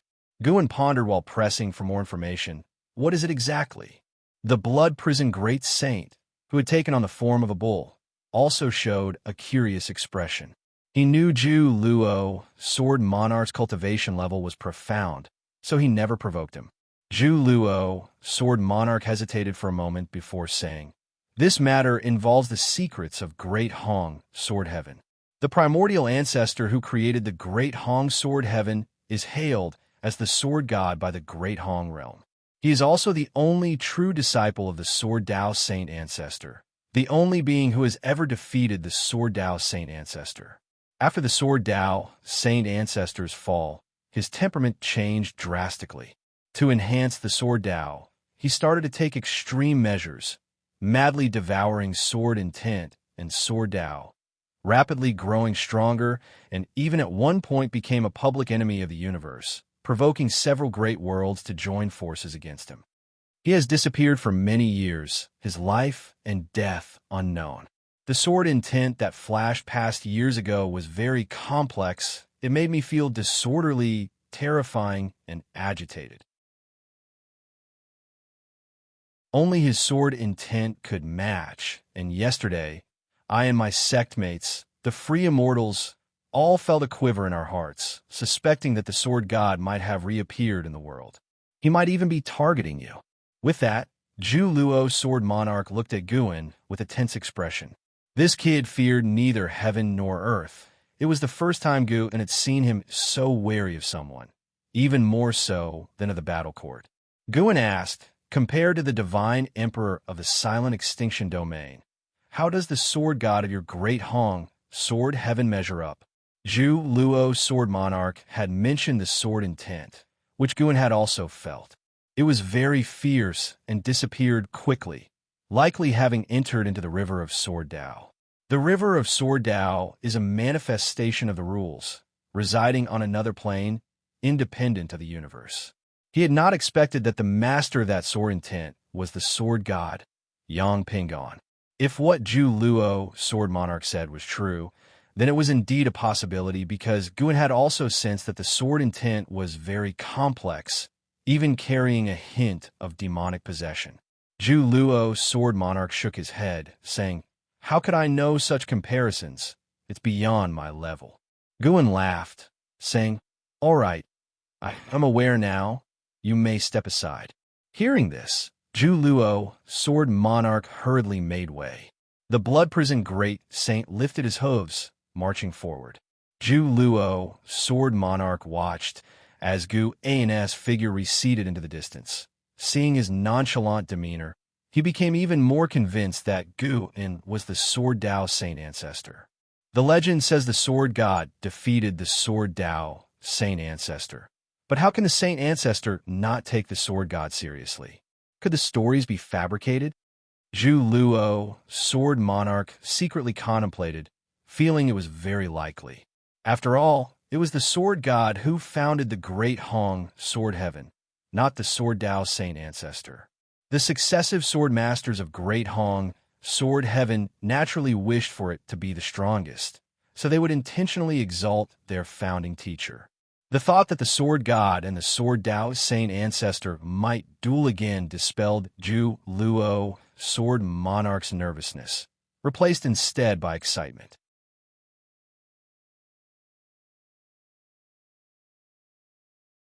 Chapter 477. 150 billion years lifespan. Gu and heard Zhu Luo Sword Monarch's inner voice behind him, and his lips curled up. A decisive battle with Yang Pingon? Had Yang Pingon not taken advantage of his injury years ago, how could he have won a match against him? Throughout Yang Xian's life, as long as the enemy was not 2 great realms higher than him, he had never been defeated. Only after they walked far away did Blood Prison Great Saint finally couldn't help but inquire about the sword god mentioned by Zhu Luo Sword Monarch. He felt sure his master knew everything and was omniscient, merely pretending not to reveal the secrets of heaven. His master was an existence that stood above the 9 heavens of the immortal path. Being called a sword god naturally means he is formidable. Look at our celestial spirit great world. Do we have a recognized sword god? Sitting on the back of Blood Prison Great Saint, Guan casually responded. Then he took out the infinite sword book, ready to ponder the divine skills of Sword Dao. The Sword Dao is hidden in the book, with thoughts that kill the enemy. The targeted enemy will face a sword directly, unable to dodge, unable to endure, unable to deduce. This was Gu An's concept for the infinite sword book. The specific sword techniques still needed careful consideration. He was not in a hurry. He had plenty of time to think about Sword Dao. Hearing Gu An's words, Blood Prison Great Saint fell into endless reverie, feeling he needed to remake his great saint reputation. At the very least, he wanted all living beings to admire him, rather than proclaiming himself as the great saint. 10 years later, in the sacred domain, in the Chun family mansion, 12-year-old Chen Chuan was practicing swordsmanship. Dressed in white robe and black trousers, his black hair tied high at the back of his head, he already possessed a handsome countenance despite his young age. The patriarch of the Chen family, Chun Xiong, stood on the stone steps, his left hand behind his back, his right hand in front, holding 2 jade stones. He watched Chen Chuan's posture with a face full of relief and indulgence. Chen Chuan had shown extraordinary talent since he was a child. Without anyone teaching him the cultivation technique, he was able to cultivate spiritual power on his own, which had shocked the entire Qin family. Furthermore, with the existence backing the Saint King also supporting Chen Chuan, he had become the Chun family's biggest pride and hope. Yang Jian had 2 great beings behind him. Whether it was the Saint Minister or supporting Dao Sor Venerable, they were beings the Chun family looked up to unattainably high. The kid is growing up fast. Chen Xiong stared at Chen Chuan, feeling emotional inside. The thought of Chen Chuan leaving the Chun family made him somewhat reluctant, especially thinking about the fate of Chen Chuan's parents, which made him even more sympathetic towards the boy. Though he didn't like Su Ling, he didn't want to see his grandson lack parents. Chen Chuan sheathed his sword and turned to face Chen Xiong, saying, "Grandfather." He didn't have the liveliness of his peers, appearing very composed. He quickly walked up to Chen Xiong and looked at him, prompting Chen Xiong to reach out and touch his head. "My dear grandson is really amazing. In the future, you will definitely become the greatest in the world. I don't know which immortal is blessing you, giving you such incredible talent," Chen Xiong said with a chuckle. Chen Chuan smiled faintly and replied, "There's no immortal blessing me. If there were, my mother wouldn't have died." Chen Xiong's smile froze, and he quickly changed the subject, asking, "You've been practicing that sword technique for months now.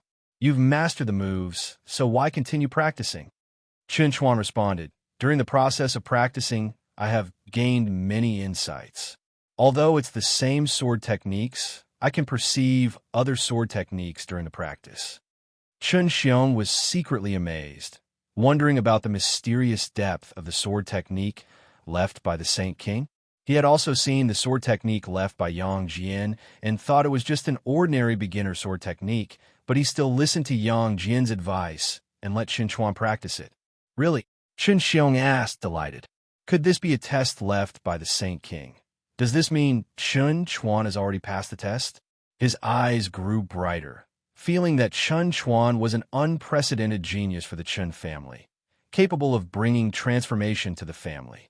"Really, I saw the mountains, saw the flowing waters, saw the boundless oceans, saw the brilliant Milky Way, and I even saw a river." Chen Chuan was recounting what he had seen and heard, and Chen Xiong listened intently, becoming increasingly excited, as if he were beholding a priceless treasure. The summer breeze rustled the leaves in the courtyard, and the sight of the grandfather and grandson standing on the steps was so beautiful. When Chen Chuan had finished speaking, Chen Xiong sincerely exclaimed, "My dear grandson, I can hardly wait to see your name celebrated across the world. You're bound to become the most formidable sword cultivator in the Holy Court, perhaps even destined to end this chaotic era and crush the immortal dynasty." Chen Chuan's cheeks flushed slightly as he scratched his head and said, "Grandpa, you're exaggerating. How could I be that great?" Chen Xiong burst into hearty laughter and started to recount the legendary tales and mighty figures of the Holy Court, which left Chen Chuan with eyes full of admiration. He was, after all, still a youth. Admiring heroes was in the nature of youths. Unbeknownst to them, someone was perched on the eave of the nearby roof, watching them. It was Guan. At that moment, even the free immortal standing in front of him wouldn't have been able to detect his presence. Watching Chen Chuan's life, Guan thought about the time Xiao Chuan was with his grandson, Xiaochuan was smiling then, saying how great it would be to be such a good grandfather. Now you fulfilled that dream, Guan said with a smile on his face. He also heard Chun Chuan's heartfelt ambition. This youngster was even more ambitious than in his previous life. In that case, as your senior brother, I will fulfill your wish, since you have also devoted a lifetime to me. Guan raised his right hand and waved his sleeve toward Chun Chuan. In an instant, a stream of Tao intent transformed into a gentle breeze that blew towards Chun Chuan, causing his black hair to flutter and his white robe to billow. Chun Chuan's eyes widened, and he seemed somewhat dazed. Noticing his grandson's unusual behavior, Chun Xiong couldn't help but ask, "Grandson, what's wrong?"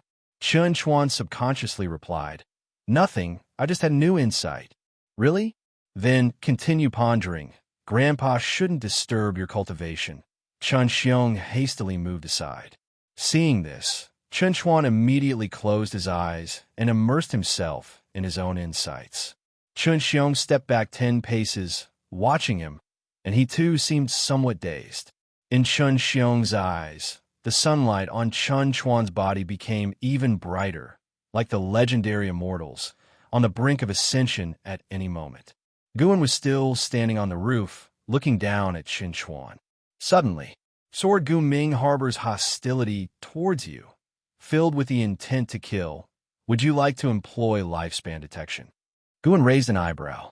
Usually, he would trigger life expectancy prediction since he met many people, but they were almost all merely displeased. It had been a long time since someone wanted to kill him.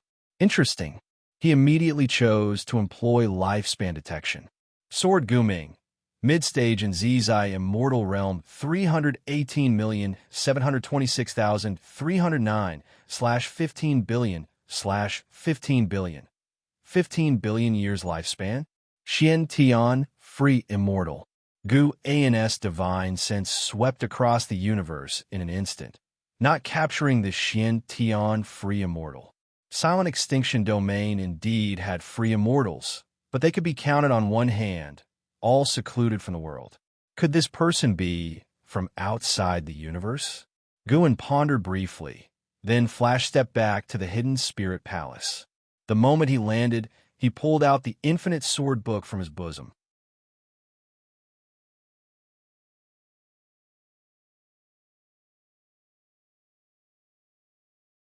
His gaze seemed to cross the cosmic space and time, landing on the celestial spirit great world. The celestial spirit god is indeed formidable. Even when the great Tao trembles, he still stands guard there. It seems there is a great secret, the old man with antlers lamented. That has nothing to do with us. The divine emperor would also not meddle with such karma. Sword Guming's words made the old man with antlers nod. He dared not discuss the celestial spirit god further, fearing taboo. At that moment, the sword light beneath their feet suddenly stopped and dissipated. Everything happened so abruptly that the old man with antlers quickly turned his head to look at Sword Guming. He saw Sword Guming trembling all over, his face showing terror. "Master, what's happening?" the old man with antlers asked nervously. Sword Guming's forehead was beaded with cold sweat, and he managed to utter, "Quick! Escape! Escape!" The old man with antlers turned pale with shock, instinctively scanning the surroundings, his divine sense spreading out, unable to detect any danger. He looked again at Sword Guming, having never seen him so unnerved, not even during the profound Yuan celestial tribulation. "Master!" The old man with antlers panicked, not knowing what to do, unclear about what had happened. "There's a sword. Can't you see it?" Sword Guming said laboriously, his eyes bloodshot, staring fixedly ahead. The elder with antlers followed his gaze, but saw nothing. "Where is it? How far away from us?" The elder with antlers anxiously asked. "Right in front of us." This response from Sword Guming made the elder's hair stand on end, as if he were in the depths of an abyss. He was a Taoist Zhang Zizai, immortal in cultivation level, yet saw nothing. He believed his master wouldn't lie or see illusions. It must be that his realm wasn't high enough to perceive the sword. "Let's run away!" The elder with antlers gritted his teeth and said. Sword Gu Ming's pupils trembled and couldn't answer him anymore. At this moment, in front of Sword Gu Ming, an indescribable colossal sword hovered ahead, the tip not more than 100 yards away. From afar, it seemed as if they were right next to the gargantuan sword, its length and size unknown. In front of this sword, they were smaller than dust particles. This sword was the image of the Cyan Hong sword, not emitting any dazzling light, but exerting an endless and immense pressure on Sword Gu Ming. Sword Gu Ming felt the breath of death. From this sword, an overwhelmingly terrifying karma force emanated, submerging him like a tide. He was resisting with his own sword intent, but it was utterly useless. The sword tip was still advancing. Sword Gu Ming couldn't escape or fight back. He could only resist with all his might, but the more he resisted, the stronger the pressure felt. By now, he couldn't even speak. In a sensory world, the elder with antlers had disappeared.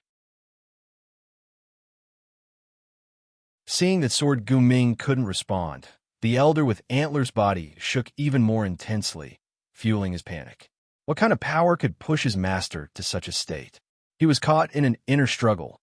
Should he flee or stay with his master? But even if he stayed, he could be of no help whatsoever. This Taoist Xianxia immortal had never felt so powerless before. Suddenly, Sword Gu Ming's eyes widened as he began to speak, quick. But after uttering just one word, the entire cosmos fell silent in an instant. The elder with antlers widened his eyes. Under his watch, Sword Gu Ming exploded into countless light stars. All these light stars were made of Sword Gu Ming's sword intent, and they were also fading away. The elder with antlers' eyes bugged out, and his mouth unconsciously hung open. A profound yuan-free immortal just died like that? Impossible. You have successfully snatched 1,440,090,872 years of lifespan from Sword Gu Ming, mid-stage of profound yuan-free immortal realm. A prompt jumped out in front of Gu An's eyes, startling him and causing his heart to surge with excitement. He had succeeded. He had snatched over 1 billion years of life span in one go. That was better than the fruits of 100 years of farming. The key point was that Gu An had executed the kill with karma divine power, without ever appearing before the enemy. Previously, neither clones nor puppets could help him snatch lifespans, so he was hesitant about the power of karma. Doesn't this mean that he could now hide in the shadows, wildly reaping the lifespans of his enemies? His heartbeat quickened, unable to calm down. In this instant, he envisioned many possibilities, even birthing sinister thoughts. Right then, Guan sensed something. His complexion slightly changed, and he immediately stood up and walked toward the gate of the hidden spirit palace.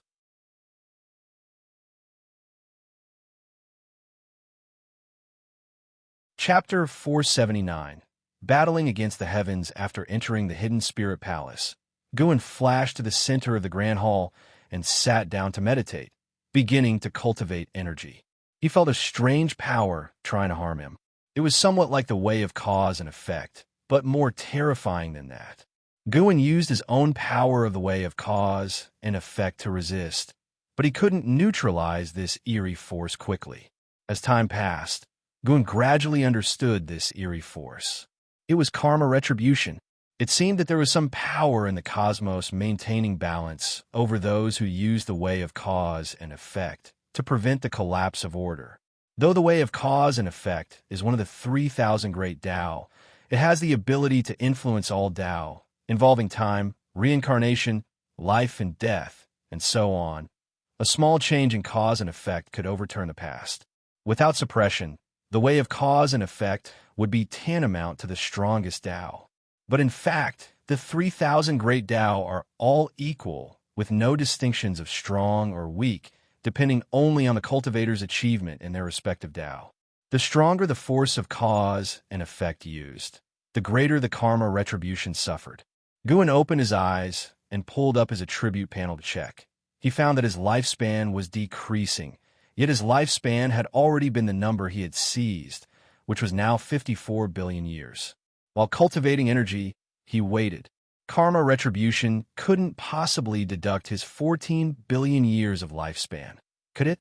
If so, then this was equivalent to no lifespan stolen at all. Worse, not only had he not gained lifespan, but he had also lost it. Guan furrowed his brows, but fortunately, after a short while, the speed at which the lifespan numbers jumped began to slow. After the time of one stick of incense had passed, his lifespan no longer decreased. He had lost a total of 2 billion years of lifespan, which meant that he still gained 12 billion years of lifespan. That was a huge profit. Guan exhaled in relief. He raised his right hand, looked at his palm, and saw black lines emerge, like the creepy wounds of poisoning. He had withstood the karma retribution, but these remaining traces still required time to erase. For the time being, his strength hadn't been damaged, only leaving the short-term indelible marks of cause and effect, which was no significant trouble. But having just used the Infinite Sword Book and encountered such retribution, what about the future? Guan felt the need to continue improving the Infinite Sword Book to enhance its power of cause and effect so that one day he could escape karma retribution. Regardless, this time not only had he eliminated a hidden danger, but he had also gained 10 billion years of lifespan, making it a double blessing. Guan adjusted his emotions and looked back at the Infinite Sword Book. In the process of using the Infinite Sword Book, Guan also saw Sword Gu Ming and the Antlered Elder through the Sword of Cause and Effect. But he couldn't deduce their causality through this perspective anymore. Under the starry sky, before the celestial Tao Golden Core, and Hao and the young immortal emperor sat side by side in meditation, each cultivating their energy. Suddenly, the young immortal emperor opened his eyes, furrowing his brow, and sharply turned to look at the celestial Tao Golden Core. The celestial Tao Golden Core was still burning fiercely, appearing mystical and powerful, with its surface flames resembling the laws of the operation of all things, continuously renewing, displaying various great Tao on it. And Hao, sensing his movement, also opened his eyes to look at him, asking curiously, "What's wrong?" The young immortal emperor stared at the celestial Tao Golden Core and said, "Suddenly, one great disaster lessened in the world. It's strange, but indeed so." One great disaster lessened? What did you see before? And Hao grew more curious. While contemplating the celestial Tao Golden Core, I saw the future, where a river hung in the heavens for all living beings to see. This river, manifested by the sword Tao, would bring a cataclysm to annihilate heaven and earth. The young immortal emperor replied, his thoughts drifting back, narrating with a tone filled with certain feelings that made Hao visualize the scene depicted in his words. And Hao couldn't help but ask, "So, such a calamity suddenly disappeared. Could it be that a great power has changed the destiny of great heaven and earth? Does that mean the celestial spirit, great world, will be peaceful from now on and no longer chaotic?" The young immortal emperor snorted. "Do you really think the tribulations of the world stem from the ambition of some powerful being? It's not so. Whether it's the immortal dynasty or the holy court, destiny is shrinking. Only by devouring the destiny of the other can one preserve the Taoist lineage. This is the will of great heaven and earth at play, continuously unleashing cause and effect, forcing catastrophe after catastrophe to come." He turned back, took a deep breath, and said, "When this great disaster ends, a new one will begin. There's only one way to put a complete stop to it." "What way?" And Hao asked with a frown. He disliked this kind of predestined fate, as it made him feel that his talent was a gift from heaven, and that the Tao practice he cultivated was also chosen by the will of great heaven and earth. Everything seemed to lose its meaning. The young immortal emperor replied, "That is for the immortal dynasty and holy court to become one, with the victor annihilating 99% of all living beings, reducing the vitality of great heaven and earth to the extreme, reshaping the rules of heaven and earth, whereafter the will of heaven and earth will naturally subside." And Hao's face changed dramatically. 99% of all living beings must die? Such a will of heaven and earth contradicted his fantasy. At that time, such a situation would be against the righteous Tao, and the victor would hardly be at ease. No one wants to slaughter all living beings, so the immortal dynasty and holy court decided to fight to the death, also reducing the number of each other's beings, said the young immortal emperor, his expression indifferent, as if devoid of any emotion. And Hao's brow furrowed deeper. He thought of another matter, asking, could the invasion from outer heaven become an unpredictable factor? Don't let the outer heaven power have the last laugh. The young immortal emperor scoffed. They are mere bandits. If their ambition becomes too great, they will only perish along with their Tao. And Hao wished he could say that hundreds of years ago, if not for his master, we would all have died or been taken over by the heavenly demon. But then he thought again, perhaps his master's intervention was a part of the will of great heaven and earth, or, if not his master, then some other powerful being would have intervened. Yes, his master was so powerful. Why would he remain in the celestial spirit great world? Could it be that his master represents the will of great heaven and earth? And Hao reached this conclusion and suddenly felt an epiphany. Wandering the world for so many years, he had a good understanding of history, knowing that an era of peace had lasted countless years and the current upheaval was a rarity in 1,000,000 years. The supporting Tao sword venerable had appeared only a little over 1,000 years ago, after the disappearance of Xianxia. The more he thought about it, the more it seemed to make sense, as if he had seen through the truths of the world. Wait, if his master represented the heavenly Tao, then his master choosing him. And Hao's eyes changed as he entered a mysterious state. The young immortal emperor, sensing this change, could only lament inwardly that the heavenly Tao was unjust. Rather than envy in Hao, he was more curious as to why the calamity had vanished. In his peering, that calamity was more desperate than any past disasters, and he could not forget the figure of Sword Guming. That figure was even more terrifying than the profound, desolate demon god or the silent destruction god emperor. What kind of being is contending from behind the scenes? Is this a battle against heaven? Can one really win against heaven? The young immortal emperor mused silently, then looked back at Hao. If Hao was the chosen of the heavenly Tao, would he stand a chance against such beings in the future? He couldn't imagine what Hao would look like in the future.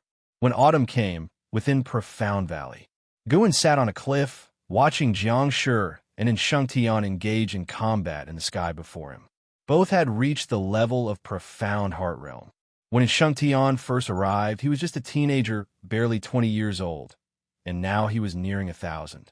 It was estimated that in another 500 years, this master-disciple pair would attempt to break through to the Nirvana realm.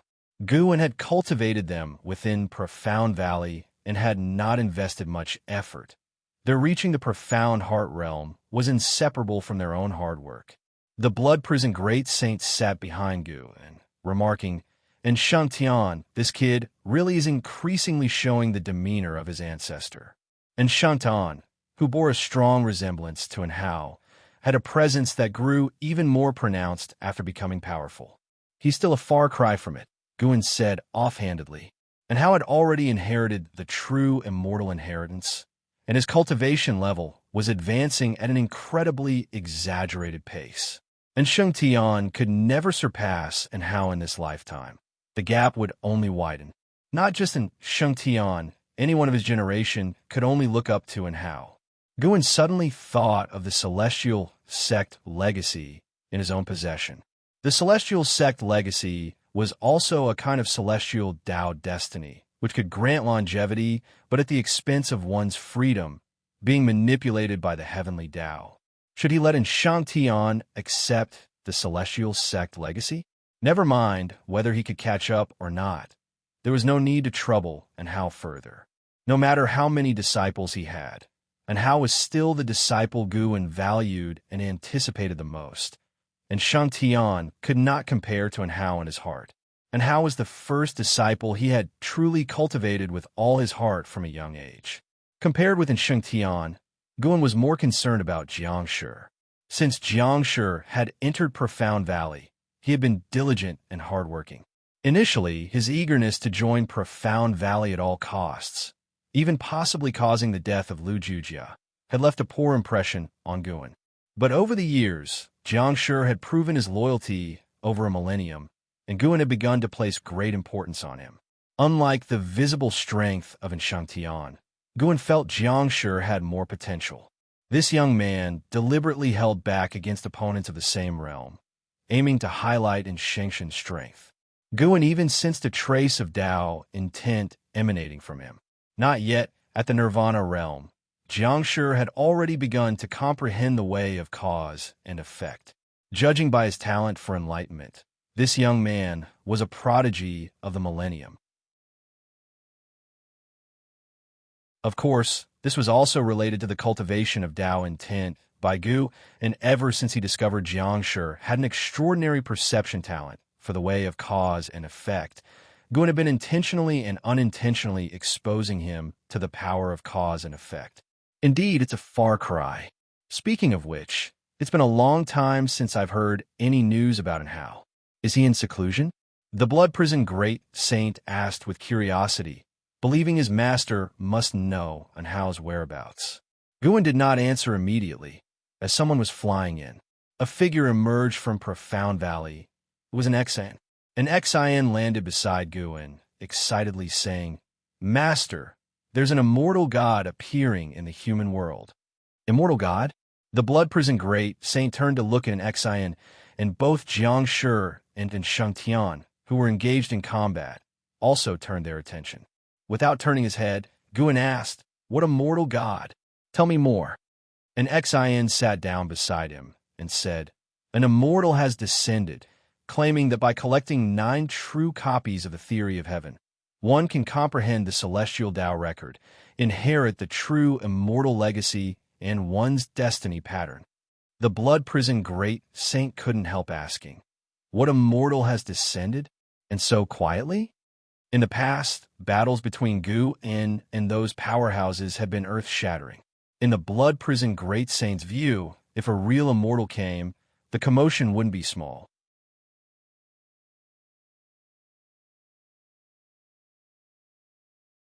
Chapter 480, Pillar of the Human World, the so-called immortal cultivation, true immortal inheritance?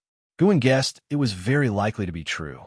He thought about the inheritance that LV Xian gave him, which included the inheritance of the celestial Tao immortal position. And the ultimate extreme in one's life was also due to the refusal of the position among the immortal gods, which led to the demise of one's body and the extinguishment of their path. Is the theory of heaven influenced by the meddling of immortal gods? Even reaching the Tao fruit realm, it is hard to catch a glimpse of an immortal god. They are ethereal, and seldom are there rumors of them in the cosmos. Blood prison great saint and an Xian began discussing the theory of heaven and the true immortal inheritance. For cultivators, the immortal gods possessed an irresistible allure. Isn't the purpose of immortal cultivation to ascend to immortality?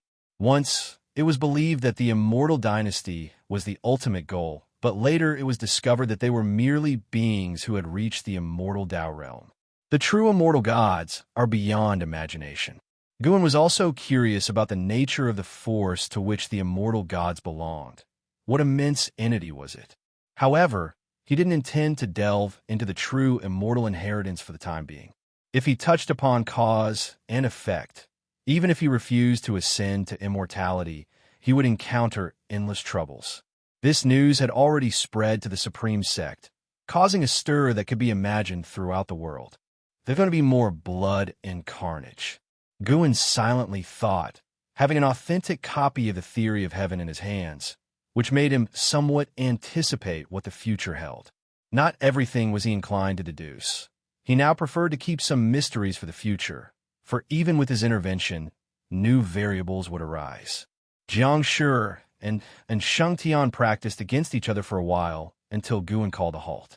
Master and disciple approached Guan, and after briefly pointing out a few things, he departed. Although Xianxia possessed extraordinary talents in perceiving fate It didn't mean Gu and had to cultivate him. With many geniuses by Gu An's side, if everyone were to be given key development, how could one enjoy life?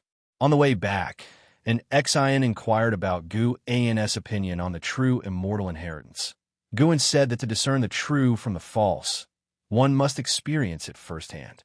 Blood Prison Great Saint wondered whether his master might be a true immortal descended to the human realm. To this day, no one knew of the master's origin. Blood Prison Great Saint gazed at Gu An's retreating figure with eyes full of reverence and anticipation.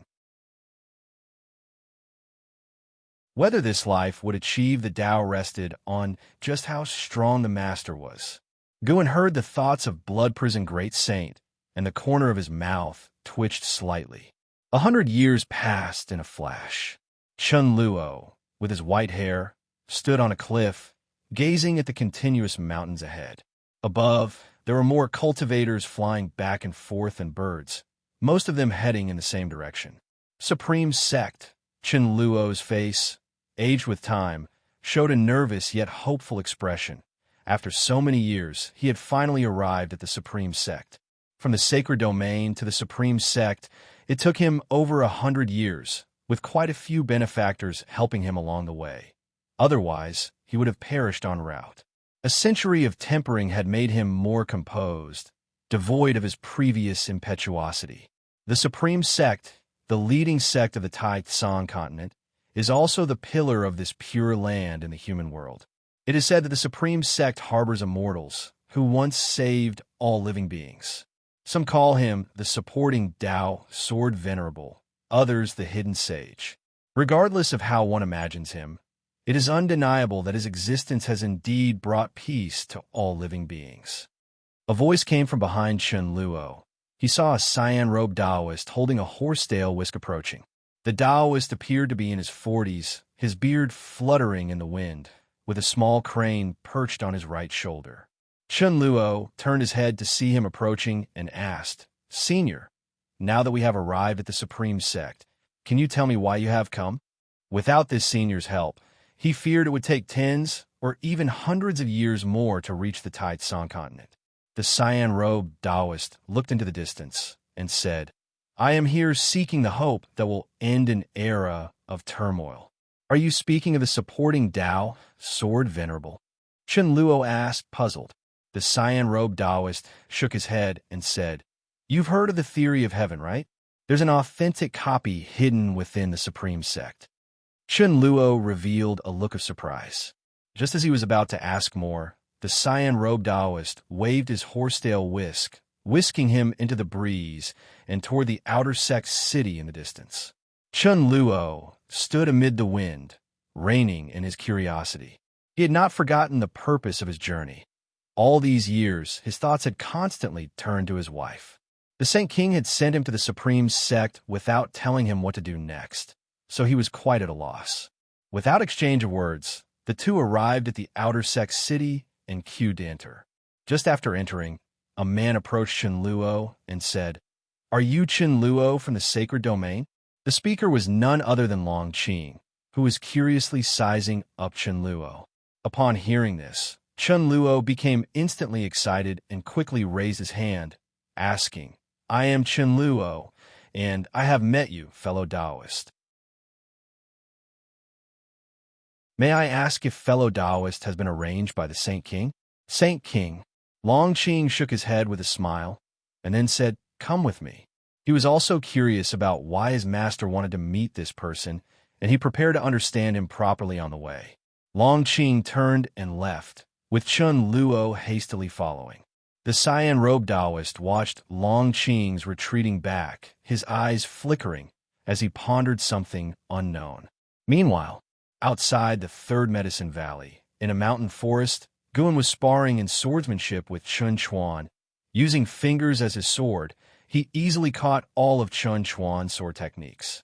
At 111, Chun Chuan possessed the cultivation level of the 6th layer of the divinity transformation realm, dressed in black, wielding a treasure sword, spirited and vigorous. At the age of 50, he was taken away by Guan, and after 61 years of comprehending the sword Tao by Guan's side, his true strength was far more terrifying than his realm suggested. He had become a famously talented individual of the Third Medicine Valley, and although no one knew his background, the fact that Guan had taken notice of him clearly marked him as an extraordinary genius. LV Baitian also coveted Chun Chuan, occasionally coming to inquire about his well-being. At the moment, Chun Chuan felt powerless inside, as he believed that his own grasp of the Sword Dao had reached the transformation realm. In a pure contest of swordsmanship, he could not find the slightest flaw in his master's technique. Guan was smiling as he watched the fierce attacks from Chun Chuan, feeling very satisfied at his heart. Isn't this the person Xiao Chuan wanted to become? After another 100 techniques, Guan said, "Let's stop here." Chun Chuan sheathed his sword and then raised his sword in salute to Guan, his eyes brimming with admiration. Was this the strength of the world's #1 sword cultivator? Having been in the Third Medicine Valley for so long, he had come to realize that Guan was the supporting Dao sword venerable who would save the world, making him feel lucky and gradually emerging from the shadows of his childhood. After offering a few pointers, Guan led Chun Chuan back toward the valley. Along the way, they saw many disciples practicing, all saluting and greeting Guan upon seeing him, while looking at Chun Chuan with envy. With so many talents in Medicine Valley nowadays, few had the opportunity to be personally instructed by the master. Furthermore, Chun Chuan was someone the master had brought back from outside. Chun Chuan paid no mind to those gazes, humbly consulting his master on his doubts and discussing them one by one. They quickly returned to the valley. Long Qing and Chen Luo were waiting in front of the loft. Chen Luo looked very nervous, with the blood prison great saint scrutinizing him. From afar, Chun Chuan glanced at Chen Luo only once before withdrawing his mind, continuing to contemplate the Sword Dao. Having lost his father as an infant, he had no memories of him. Long Qing, upon seeing Guan, hastily greeted, "Hello, master." Chen Luo then looked towards Guan and Chen Chuan, his eyes lighting up, not because he recognized Chen Chuan, but because he was dazzled by Guan's appearance and demeanor. Such an immortal existed in the world. Guan arrived in front of Long Qing and asked him to take his younger disciple away. Immediately, Long Qing left with Chen Chuan, arm in arm, leaving Chen Luo alone, nervously facing Guan. "Let's talk upstairs," Guan said with a smile, and then led the way upstairs. Chen Luo took a deep breath and followed Guan's steps. Once inside, he closed the door and walked to the desk before suddenly kneeling down. "Please, senior, save my wife," Chen Luo said through clenched teeth, without showing much excitement, as he was trying hard to control his emotions. Guan looked at him and asked, "What have you gained from your experiences over these years, and have you come to any realizations?" Chen Luo looked up, confronting Guan's gaze. Prepared for this moment, he replied, "Yes, people other than me suffer in this world, and I am not the most tormented among them. Besides my wife, I have parents and a son to care for. I shouldn't be so selfish, so impulsive." Guan shook his head slightly and said, "You're wrong. There is one more thing you've overlooked. Please enlighten me, senior." Chen Luo spoke cautiously, while also wondering what he had missed. Guan's gaze turned indifferent, posing an immense pressure on Chen Luo, who said, "You're fortunate to be born in the immortal cultivation world." What is immortal cultivation? It is the pursuit of the power to overturn all tragedies. Faced with the death of your wife, you should transform your emotions into the drive for immortal cultivation. Should you ascend to immortality, you very well may save your wife.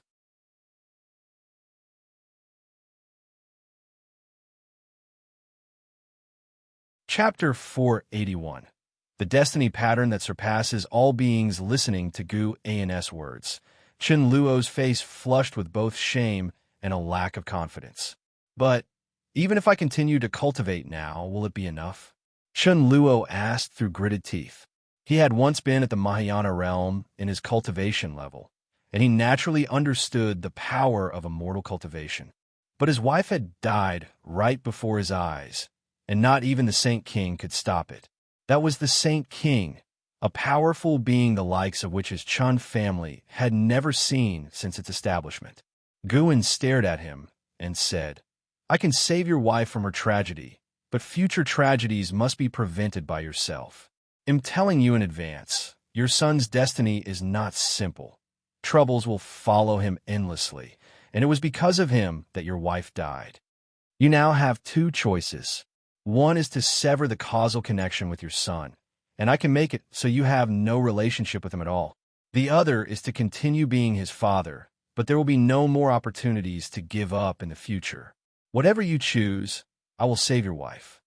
Upon hearing this, Chun Luo's expression changed drastically, and his hands clenched into fists on his thighs.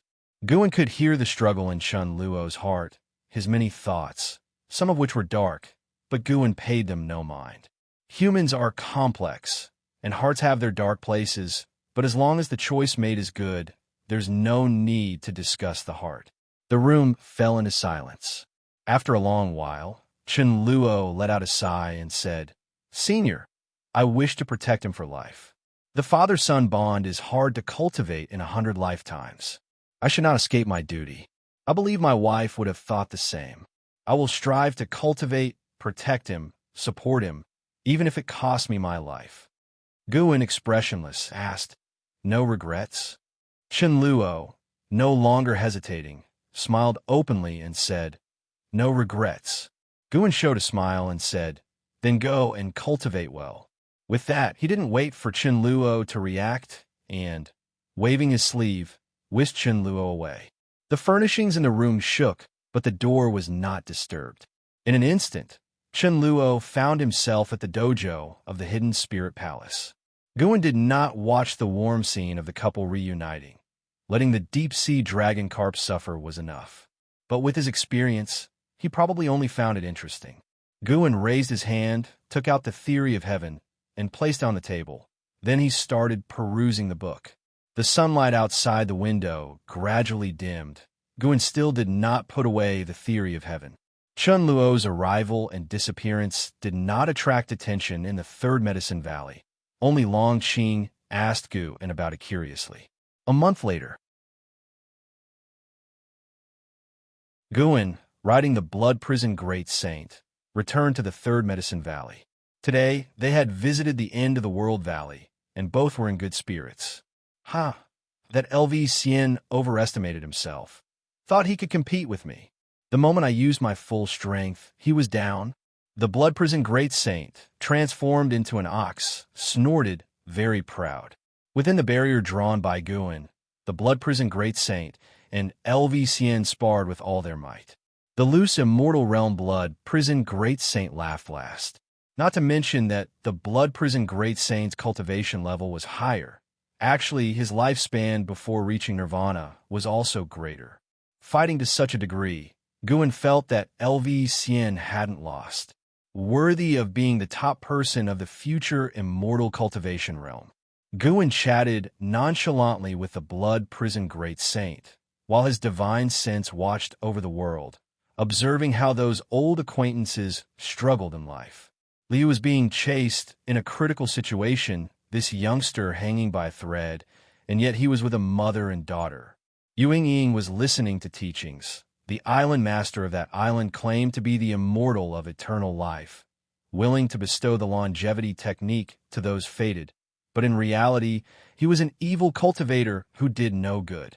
And Hao was still sitting in front of that celestial Tao golden core, cultivating heavenly divine skills, his power soaring.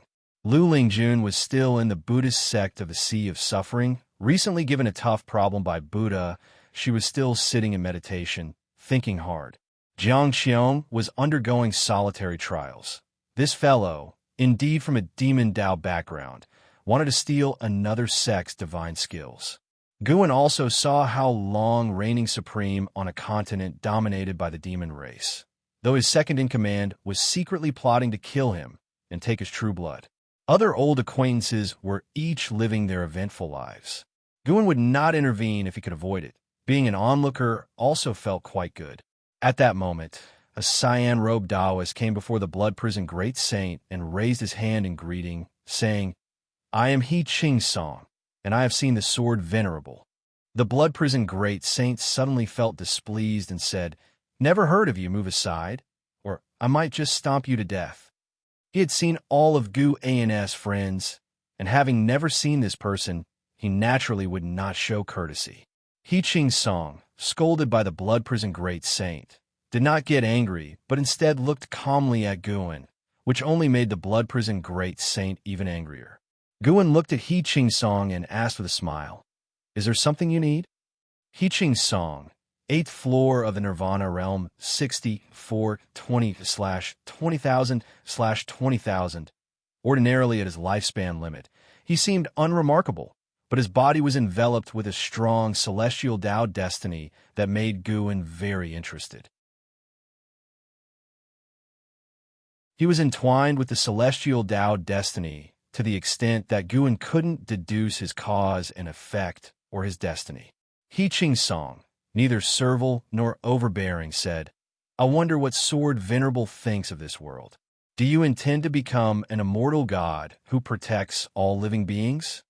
After Guan spoke, Blood Prison Great Saint fell silent, casting a suspicious glance towards He Ching Song. Could this person have an extraordinary origin? To him, He Ching Song was just a common cultivator of the Nirvana realm. In a supreme sect nowadays, being at the Nirvana realm was not uncommon. Years before, a celestial and earthly immortal had become an elder of the supreme sect, and it had been quite the affair. Guan shook his head and said, I have no particular thoughts, nor do I wish to become an immortal god. I merely wish to live peacefully here, savoring the passage of time. He Ching Song immediately followed up. If that is so, why then would Sword Venerable keep the theory of heaven? Theory of heaven? Blood Prison Great Saint was taken aback, unaware that their master had a piece of the theory of heaven.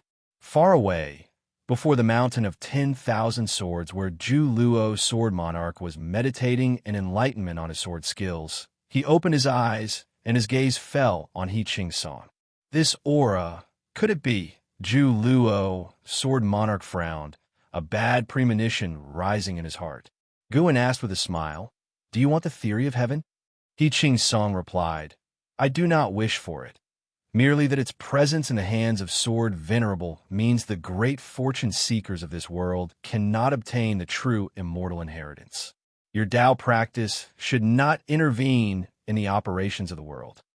Guan looked at him as if trying to see through him, but He Ching Song was not intimidated and met Gu An's gaze. Blood Prison Great Saint's eyes flashed coldly upon hearing He Ching Song not addressing Guan with respect. An Xin, Long Qing, and Chan Chuan noticed this scene and approached, with other disciples noticing someone was obstructing their master, and something seemed amiss, drawing more of them closer. Long Qing moved the fastest. He arrived in front of He Ching Song, sizing him up and saying, It's you. I've seen you before. What is your identity that you dare to be so disrespectful to my master? He Ching Song did not answer, and just quietly stared at Guan, waiting for his response. Guan, evidently interested, asked, Have you come for the sake of all living beings? He Ching Song replied, I have come for the operation of the world. This past month, living among the cultivators of the Supreme Sect, I have come to know your character and actions. If you truly have a compassionate and merciful heart, you should release the theory of heaven to allow this realm to welcome its savior sooner. This, too, is the will of the heavenly Tao.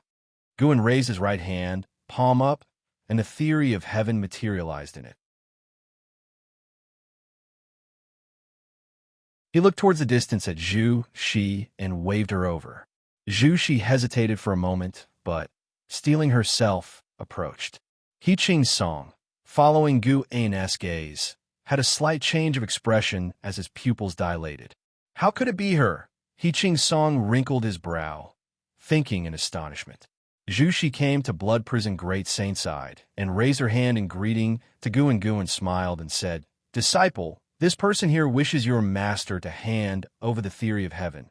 What do you think I should do? Zhu Shi had heard the conversation, and although the theory of heaven was hers, she feared causing trouble. It is entirely up to you. Master. Zhu, she respectfully said. Guan laughed and looked back at He Qing Song, asking with a smile, could my disciple possibly be the savior? He Qing Song's face turned awkward, and he didn't directly answer, seemingly on guard against Zhu Shi. Everyone else could see it too and confusedly scrutinized Zhu Shi. Zhu, she didn't have much presence at the Third Medicine Valley, and the disciples hadn't expected her to have another identity. Guan continued, it seems you two cannot see through the will of heaven. He casually threw the theory of heaven to Zhu Shi, who instinctively caught it. Guan patted Blood Prison Great Saint on the shoulder, signaling him to move forward. This time, He Qing Song no longer stopped Blood Prison Great Saint, but looked at Zhu Shi with a complex expression, his face cycling through clouds and sunlight. The gazes of others shifted back and forth between Zhu Shi and He Qing Song, their minds filled with curiosity and confusion. Seeing that the situation was unfavorable, Zhu Shi turned to leave. Your Highness, would you like to restore your destiny that reigns above all beings? He Qing Song suddenly called out, stopping Zhu Shi. Zhu Luo, Sword Monarch, hearing these words, seemed to have a realization, his eyes displaying shock, and he muttered to himself, so, it's really her.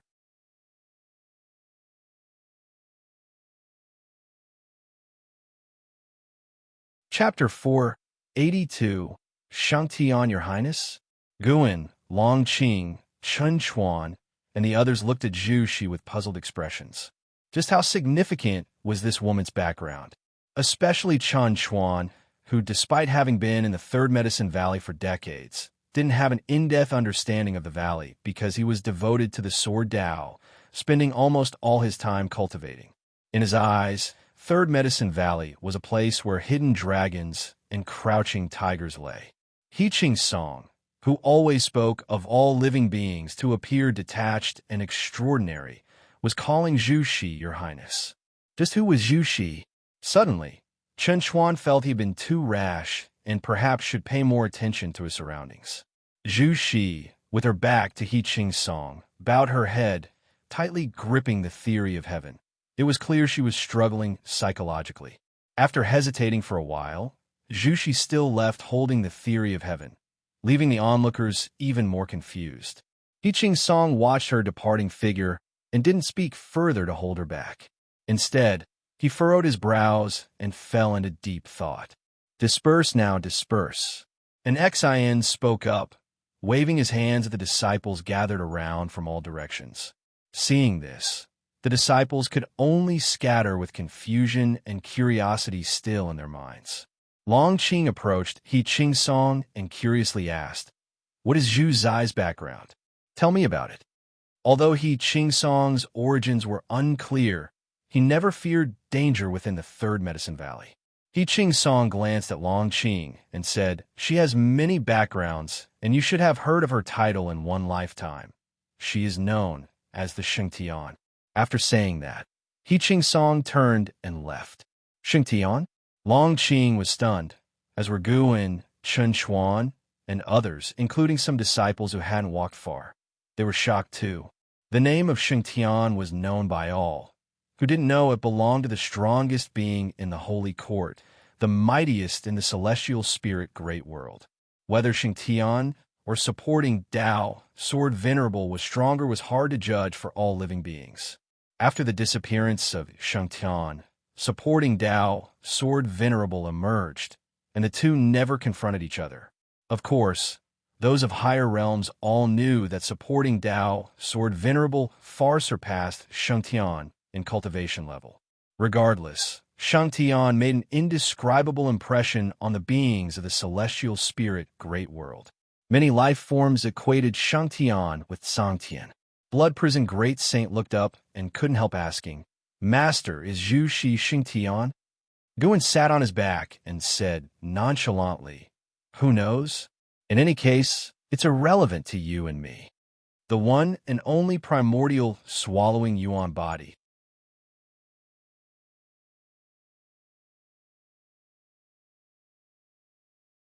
He saw a figure in white, seemingly a woman, looking down at the medicine garden from atop the cliff. He couldn't help but wonder Who was this woman? He didn't ask, nor did he try to calculate it. When Xianxia finished the painting, she suddenly exclaimed, "Oh, how come I've painted a woman? Who is this?" Guan rolled his eyes and said, "You painted it, and you're asking me?" Xianxia picked up the painting, remarking, "I always feel like this painting is from the far, far future." Guan teased, "What? You can predict the future now?" "Don't say that. It's actually possible. Many of the images are things I haven't experienced, and they don't match the present or the past. Maybe I've begun to achieve enlightenment after you taught me, but what I've achieved is not the way of cause and effect," Xianxia said seriously. Guan smiled, but did not argue. Xianxia indeed had already begun to step into the initial understanding of the great Tao. What she contemplated was not the way of cause and effect, but the way of fate. Having stepped into enlightenment, Xianxia had surpassed all living beings. Many experts of the immortal Tao spent their entire lives unable to achieve enlightenment, including the divine, thought true immortal. Xianxia continued to share her dreams, revealing her insights into the way of fate. Guan listened intently, understanding that even though his cultivation level was higher, he might still find inspiration in her insights. Outside the supreme sect, on a mountaintop, a man in a black robe stood with his sword in his arms, his white hair fluttering in the wind. Beside him stood a dozen cultivators, each exuding an extraordinary aura and holding various magical treasures. "My lord, the supreme sect is just ahead. Is the supporting Tao, Sword Venerable, really not going to intervene in this opportunity?" A masked woman asked the man in the black robe, nervously. They had lived for many years, having experienced the supporting Tao Sword Venerable's struggles against the profound desolate demon god and the silent destruction god emperor, and held a deep reverence for him from the bottom of their hearts. An elder spoke up. "The supporting Tao Sword Venerable has released the theory of heaven as a statement of intent. We just need to ensure that we don't harm the innocent." The rest echoed his sentiments, their words filled with a longing for the theory of heaven. The man in the black robe's face was indifferent. He spoke calmly. "Once we arrive at the supreme sect, we must first visit someone. He should be aware of the supporting Tao Sword Venerable stance." As the words fell, a rainbow light swept across the celestial vault above him, quickly disappearing into the horizon. The masked woman frowned and asked, "Was that the Nine Extremes Saint God?" The man in the black robe replied, "Indeed it was. I didn't expect such an arrogant man to also pursue the theory of heaven. It seems he now knows his celestial mandate."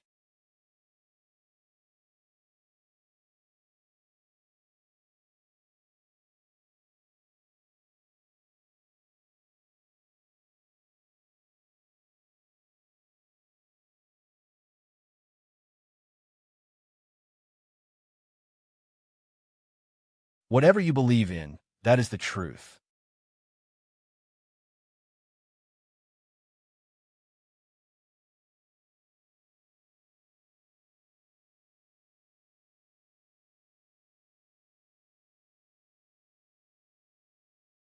It was said that the Saint Heaven reincarnation also appeared in the Third Medicine Valley and apprenticed under his master. Yang Jian's heart began to waver, suddenly doubting whether leaving the Third Medicine Valley had been a mistake. If he had stayed, might he have encountered greater opportunities? He could not be sure, but he could at least confirm one thing. The cultivation techniques and divine skills his master had taught him were enough to let him surpass reincarnation. Zhu Luo, Sword Monarch, now holds 6 volumes of the theory of heaven, and he is not far from receiving the true immortal inheritance. He doesn't even seem to be looking for the theory of heaven, simply waiting for others to challenge him. It is said that he has reached the 9th heaven of the immortal path. I've heard that he comes from another great heaven and earth, but was suppressed by the supporting Tao Sword Venerable as soon as he arrived. Although supporting Tao Sword Venerable is strong, he isn't the divinely appointed savior. It's unclear if this person might be the savior. Hearing the surrounding discussions, Yang Jian frowned. He could feel the reverence the world held for his master weakening, as people began to hope for another savior. Knowing his master would welcome such a development. But he also felt that some force behind the scenes was driving this trend, which did not bode well. As seasons changed and time passed, 200 years quickly went by. At the edge of the Third Medicine Valley, inside a small pavilion on a mountaintop, Guin and LV Batian sat facing each other, drinking wine. Guin listened to LV Batian's complaints while silently calling up his attribute panel. Name, Guin, lifespan, 1, 913/7, 450, 227, 042. Physique, primordial infinite body, cultivation level. Luotian Zizai, immortal realm perfection, 7,450,000,000 years lifespan. Getting closer and closer to 10 billion years. It had been a long time since he had activated the lifespan feature, and he didn't know what kind of feature would unlock this time. At the same time, Gun was also contemplating when to break through and where to go for the breakthrough. He had an intuition that another breakthrough might alert the celestial spirit god or even the mysterious group of immortal gods. Although the lifespan barrier could hide his presence, if he were the celestial spirit god and sensed a threat, he would certainly do everything possible to eliminate potential threats, and he now had a substantial reputation that required caution. LV Batian looked up at Guin and asked, Guin, what do you think? Do you think you're being too greedy?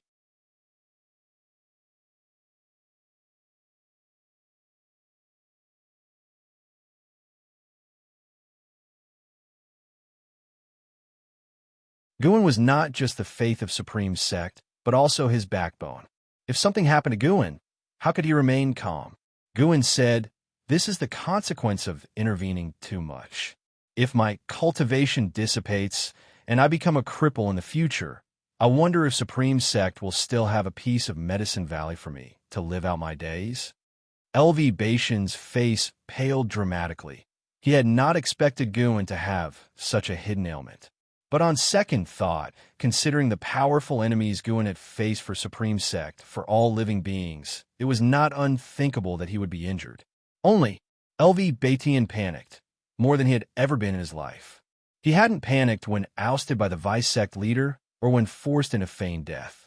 He hadn't panicked when misunderstood by his son or even when his son spoke of killing him. But now, suddenly unsure of what to do, his heart was filled with shame and regret.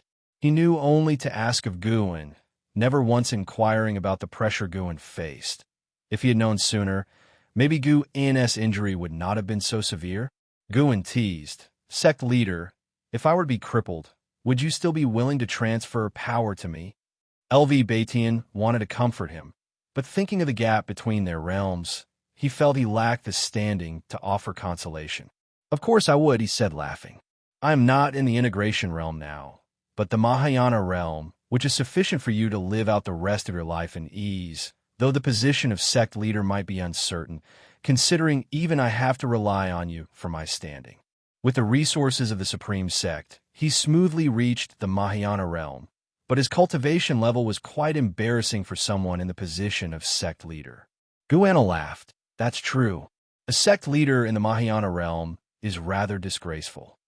My cultivation speed isn't slow, and it's not like everyone could be like an Hao. If I ever lose my cultivation, they'll change my name and surname, and from then on, call me Elder Gu. Sure, when the time comes, I'll accompany you. The two laughed and talked as if they had returned to over 1,000 years ago. Guin was just trying to scare LV Batian, but he didn't expect LV Batian to take it to heart. That was good, too. It was time for the entire Supreme Sect to have an awakening.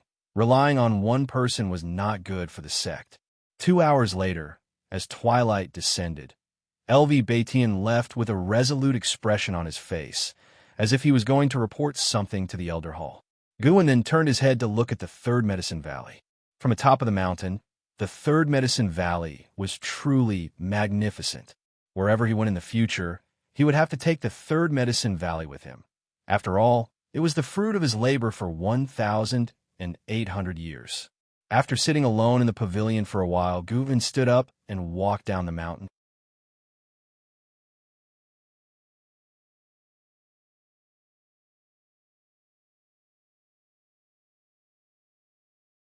Chapter 486. Behave domineeringly. Yi Tianji within the dim void, dense fog swirled, with nebulae faintly visible here and there.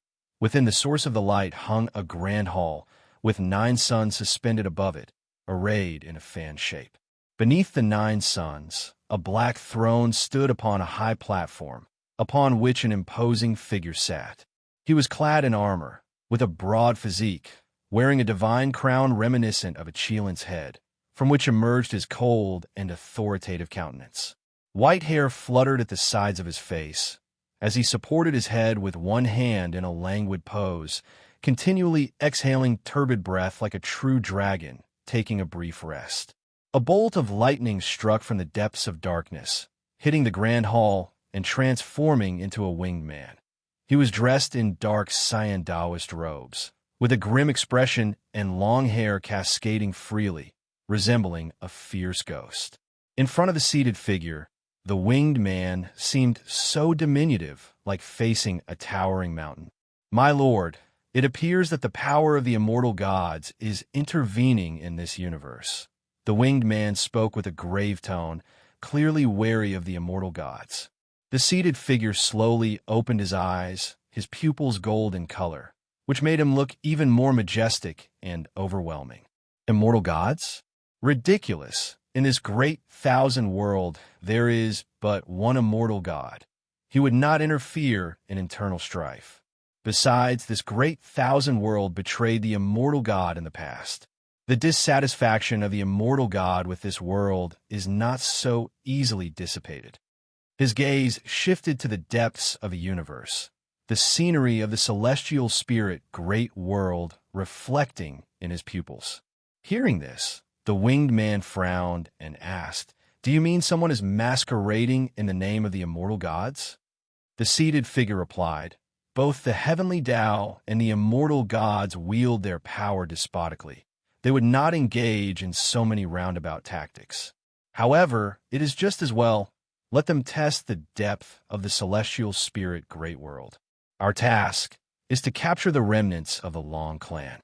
The winged man pressed on, "But within the celestial spirit great world lies the celestial Tao golden core. Why not take it for ourselves?" The seated figure did not respond again, and simply closed his eyes. The grand hall fell into silence, the 9 suns still blazing fiercely, bringing endless light to the void. Suddenly, the winged man seemed to sense something, swiftly turning around to look, only to see in the deep darkness of the void a pair of vast eyes staring back at them.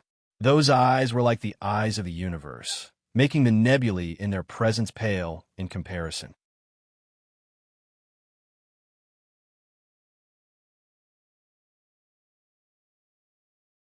They ended up stranded on a deserted island, entangled in love and hate. Even without other characters, watching their interactions with the island's demons was also very intriguing. Zhu Luo, Sword Monarch, holds 8 volumes of the Theory of Heaven and is just missing the last one. He waits inside his Zizai, Sword City, saying that if he loses, he will surrender all 8 volumes. Yet, even so, the final volume of the Theory of Heaven has not revealed itself. The 9-Finger Divine Monarch sighed, and his face was filled with admiration when he mentioned Zhu Luo, Sword Monarch. His realm was worlds apart from Zhu Luo, Sword Monarch, which is why he held such reverence. Furthermore, having played chess with him before, he felt a connection and especially paid attention to news about Zhu Luo, Sword Monarch. Guan casually asked, "What? Are you very interested in the true immortal inheritance? You could challenge him too. What if you won?" "How could I possibly win? I'm just at the wandering immortal realm, while he exists at the 9th heaven of the immortal path. I could cultivate for tens of thousands of years and still might not reach his level," said the 9-Finger Divine Monarch, his eyes wide. Seeing that he did not want to continue the chess game and was changing the subject, Guan said irritably, "Tens of thousands of years? Do you think you can live that long?" The 9-Finger Divine Monarch was so annoyed that he stood up and left with a flick of his sleeve. Guan curled his lip and thought to himself that he really lacked sportsmanship in chess. He stood up and walked towards the outside of the dojo. Along the way, disciples and cultivators who saw him all paid their respects. He walked toward the mouth of the valley, where a woman was pacing at this moment. This woman was Yilan's disciple, Xianxia. Nearly 1,000 years old, she had reached the divinity transformation realm cultivation level.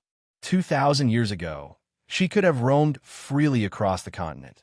But in today's supreme sect, a cultivation level of divinity transformation realm was not as prestigious as some exceptionally talented new disciples. Dressed in a yellow robe, Xianxia saw Gu's figure from afar, and she was immediately filled with joy. Just as she was about to step forward, she hesitated again. As a child, she had been disrespectful and hostile towards Gu. She felt that her master, being so powerful, shouldn't have to curry favor with Gu. But ever since she realized that Gu was the supporting Tao sword venerable, she understood how ridiculous she had been. Because of this, she dared not see Gu anymore. Since her master's death, she had kept this relationship secret and did not speak of it.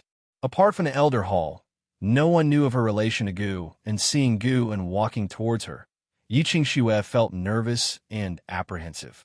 Could it be that her uncle master had foreseen her coming and had specifically come to meet her? She thought it highly likely, given that her uncle master was the supporting Tao sword venerable. But she also feared that she might be overthinking it. With her relationship with her uncle master not being particularly close, he certainly had many similar relationships. Surely he couldn't take special care of every junior? Xianxia stood there, extremely anxious, feeling caught between a rock and a hard place.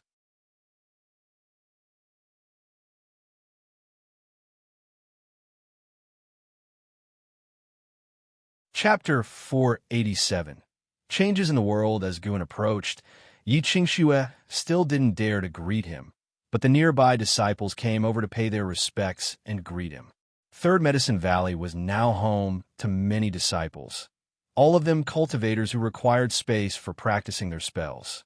Even Qi absorption cultivation needed space. Hence, around Third Medicine Valley, one could always see people, especially near the entrance that represented the main gate of Medicine Valley. The closer Gu got, the more nervous Xianxia became, hearing nothing but her own breathing and heartbeat. She held power within her subsect as well, and she was considered a talent. Years of experience had rendered her calm in handling matters, so why was she so nervous at this moment? She didn't understand. She could only secretly chide and blame herself. Now that you are here, why not come in? Must your master uncle come out to fetch you personally? You are making quite the entrance, even grander than the sect leader. Gu's light laughter reached her ears, startling her into looking up and meeting his gaze. She quickly raised her hand in salute, her voice trembling as she spoke. Greetings, Master Uncle. Let's go. I happen to be free today, Gu said with a smile. Before Yilan passed away, the only thing she was worried about was Xianxia, as she was the disciple Yilan had personally raised, which was evident from their shared surname. Go? Where to? Xianxia asked nervously, her heart surprisingly lifted, not expecting her master uncle to still remember her and treating her with the same gentle attitude as before. She had thought that after her master's death, his brother would no longer show her kindness. To resolve your troubles. Gu answered and began walking out of Medicine Valley. Xianxia was stunned for a moment, then quickly followed his pace. She caught up to Gu's side and asked, "But I haven't mentioned my troubles. How do you know?" Gu glanced at her and laughed. "You are also a cultivator. Do you think the immortals you look up to can't predict the future?" Xianxia was shocked. Gu then took her flying toward the sect's main city. Their flight wasn't too fast, and along the way, he inquired about how she had been these past years, quickly easing the tension in her heart. After dropping her guard, Xianxia began to discuss the difficulties she had encountered. Her disciple was exceptionally talented and caught the eye of a great cultivator who attempted to recruit her. Failing to persuade her, he kidnapped her. She wanted to seek Xianxin's help, but Xianxin had been out on a journey for hundreds of years, leaving her no way to find her. After much deliberation, she decided to turn to Guan. Guan knew she was telling the truth, and he also marveled inwardly at the fearsome nature of heavenly Tao. Hundreds of years ago, noble families within the sect wouldn't dare scheme against anyone linked to him by karma. But now, those in the upper echelons of these families believed he feared the heavenly Tao and would no longer take action. Of course, they still acted cautiously, not harming Xianxia. If supporting Tao Sword Venerable really decided to act, they could pretend they were unaware of this connection. This family, surnamed Qin, held formidable power within the supreme sect. Even the leader of the subsect bore the name Qin. They had mastered an evil skill, collecting 99 gifted individuals destined for great fortunes and transferring all their destiny and talent to another individual, creating the strongest of the Qin family to compete for the celestial mandate. The old ancestor of the Qin family was a divine immortal of wondrous dharma, with inconspicuous cultivation level, but well known by many for their possession of celestial and earthly immortals. The bustling scenes caused by the Qin family allowing these immortals into the supreme sect had greatly boosted their reputation. The evil skill of the Qin family was naturally a secret, and they dared not practice such deeds within the supreme sect. Therefore, Yi Qingsu's disciple had been transferred to an isolated island overseas. After Yi Qingxue finished speaking, she looked at Guan with pleading eyes. To her, the Qin family was a colossal entity that could not be shaken. She had mobilized all her connections, even reporting to the law enforcement hall, but all efforts vanished without a trace. She had also received warnings, but for some reason, the Qin family hadn't taken action against her. Guan continued forward, his gaze fixed on the path ahead, the breeze fluttering his robe. He spoke, "Qingxue, do you feel that the changes within the supreme sect are significant? Are the changes in this world significant?" Yi Qingxue was perplexed and didn't understand why Guan suddenly asked such a question. After a moment of consideration, she said, "The changes are naturally significant. Aren't all things in the world changing? Every place has its dark corners, and my disciples' experiences are just an exception and won't affect my sense of belonging to the supreme sect." Guan glanced at her, a smile spreading across his face. Yi Qingxue thought Guan was satisfied with her answer, and a smile also appeared on her face. With a senior brother stepping forward, there would surely be hope for her disciple. The pressure that had enveloped her for several days dissipated, and she began to think about how to repay her senior brother. Half an hour later, Guan and his companion finally arrived at the Elder Hall in the sect's main city. This place was the power center of the supreme sect, and its influence was even greater than that of the sect master's mansion.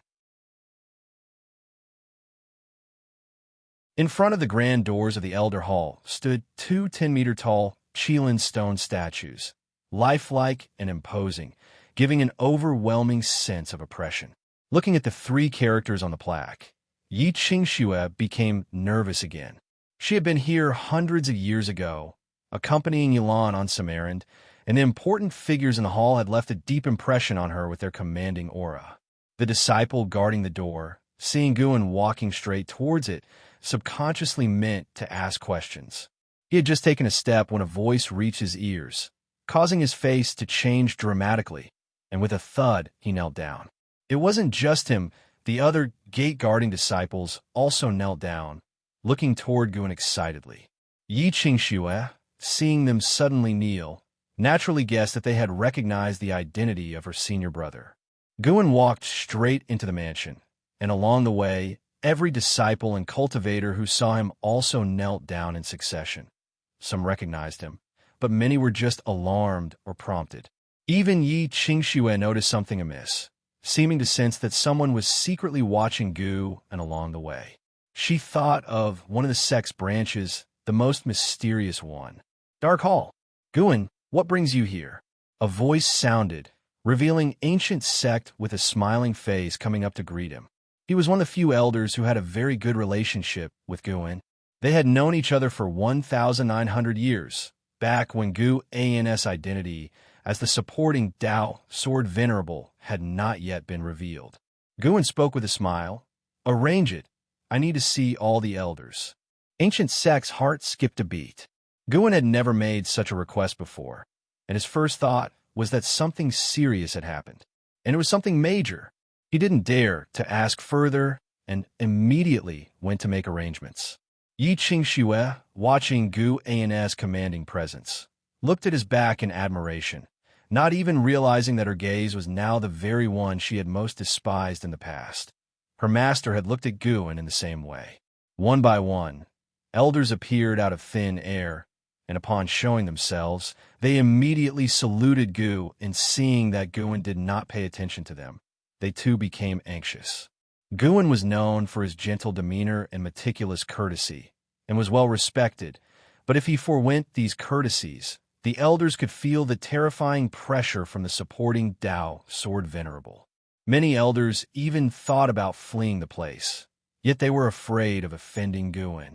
They wondered in their hearts, what exactly had happened? Was it an invasion by external enemies, or did some reckless fool provoke the supporting Dao Sword Venerable? Their eyes inevitably fell on Yi Qingxue, with the supporting Dao Sword Venerable bringing this woman. There had to be a reason.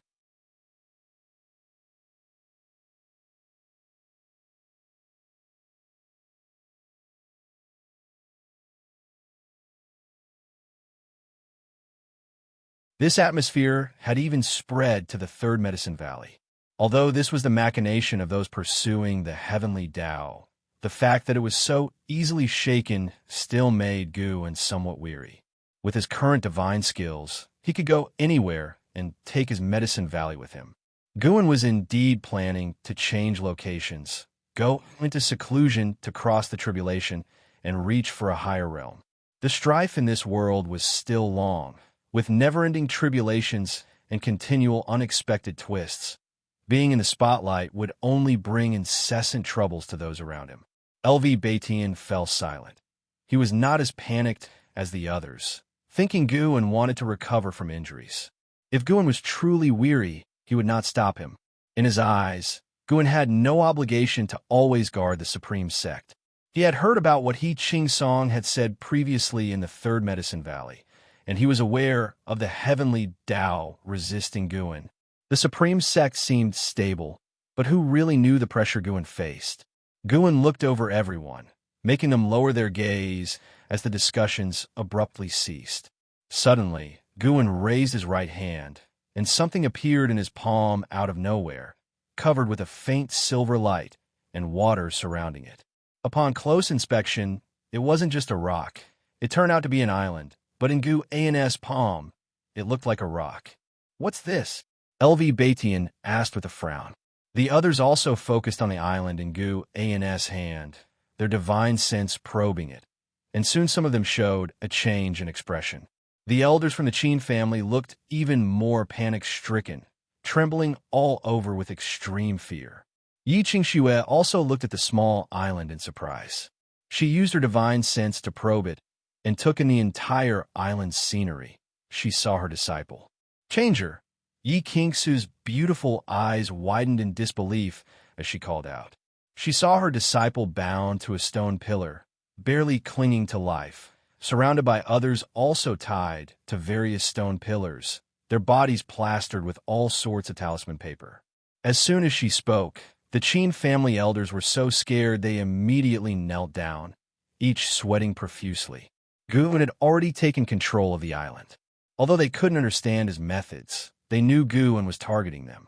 LV Batian turned his head to look and asked with a frown, "What's going on?"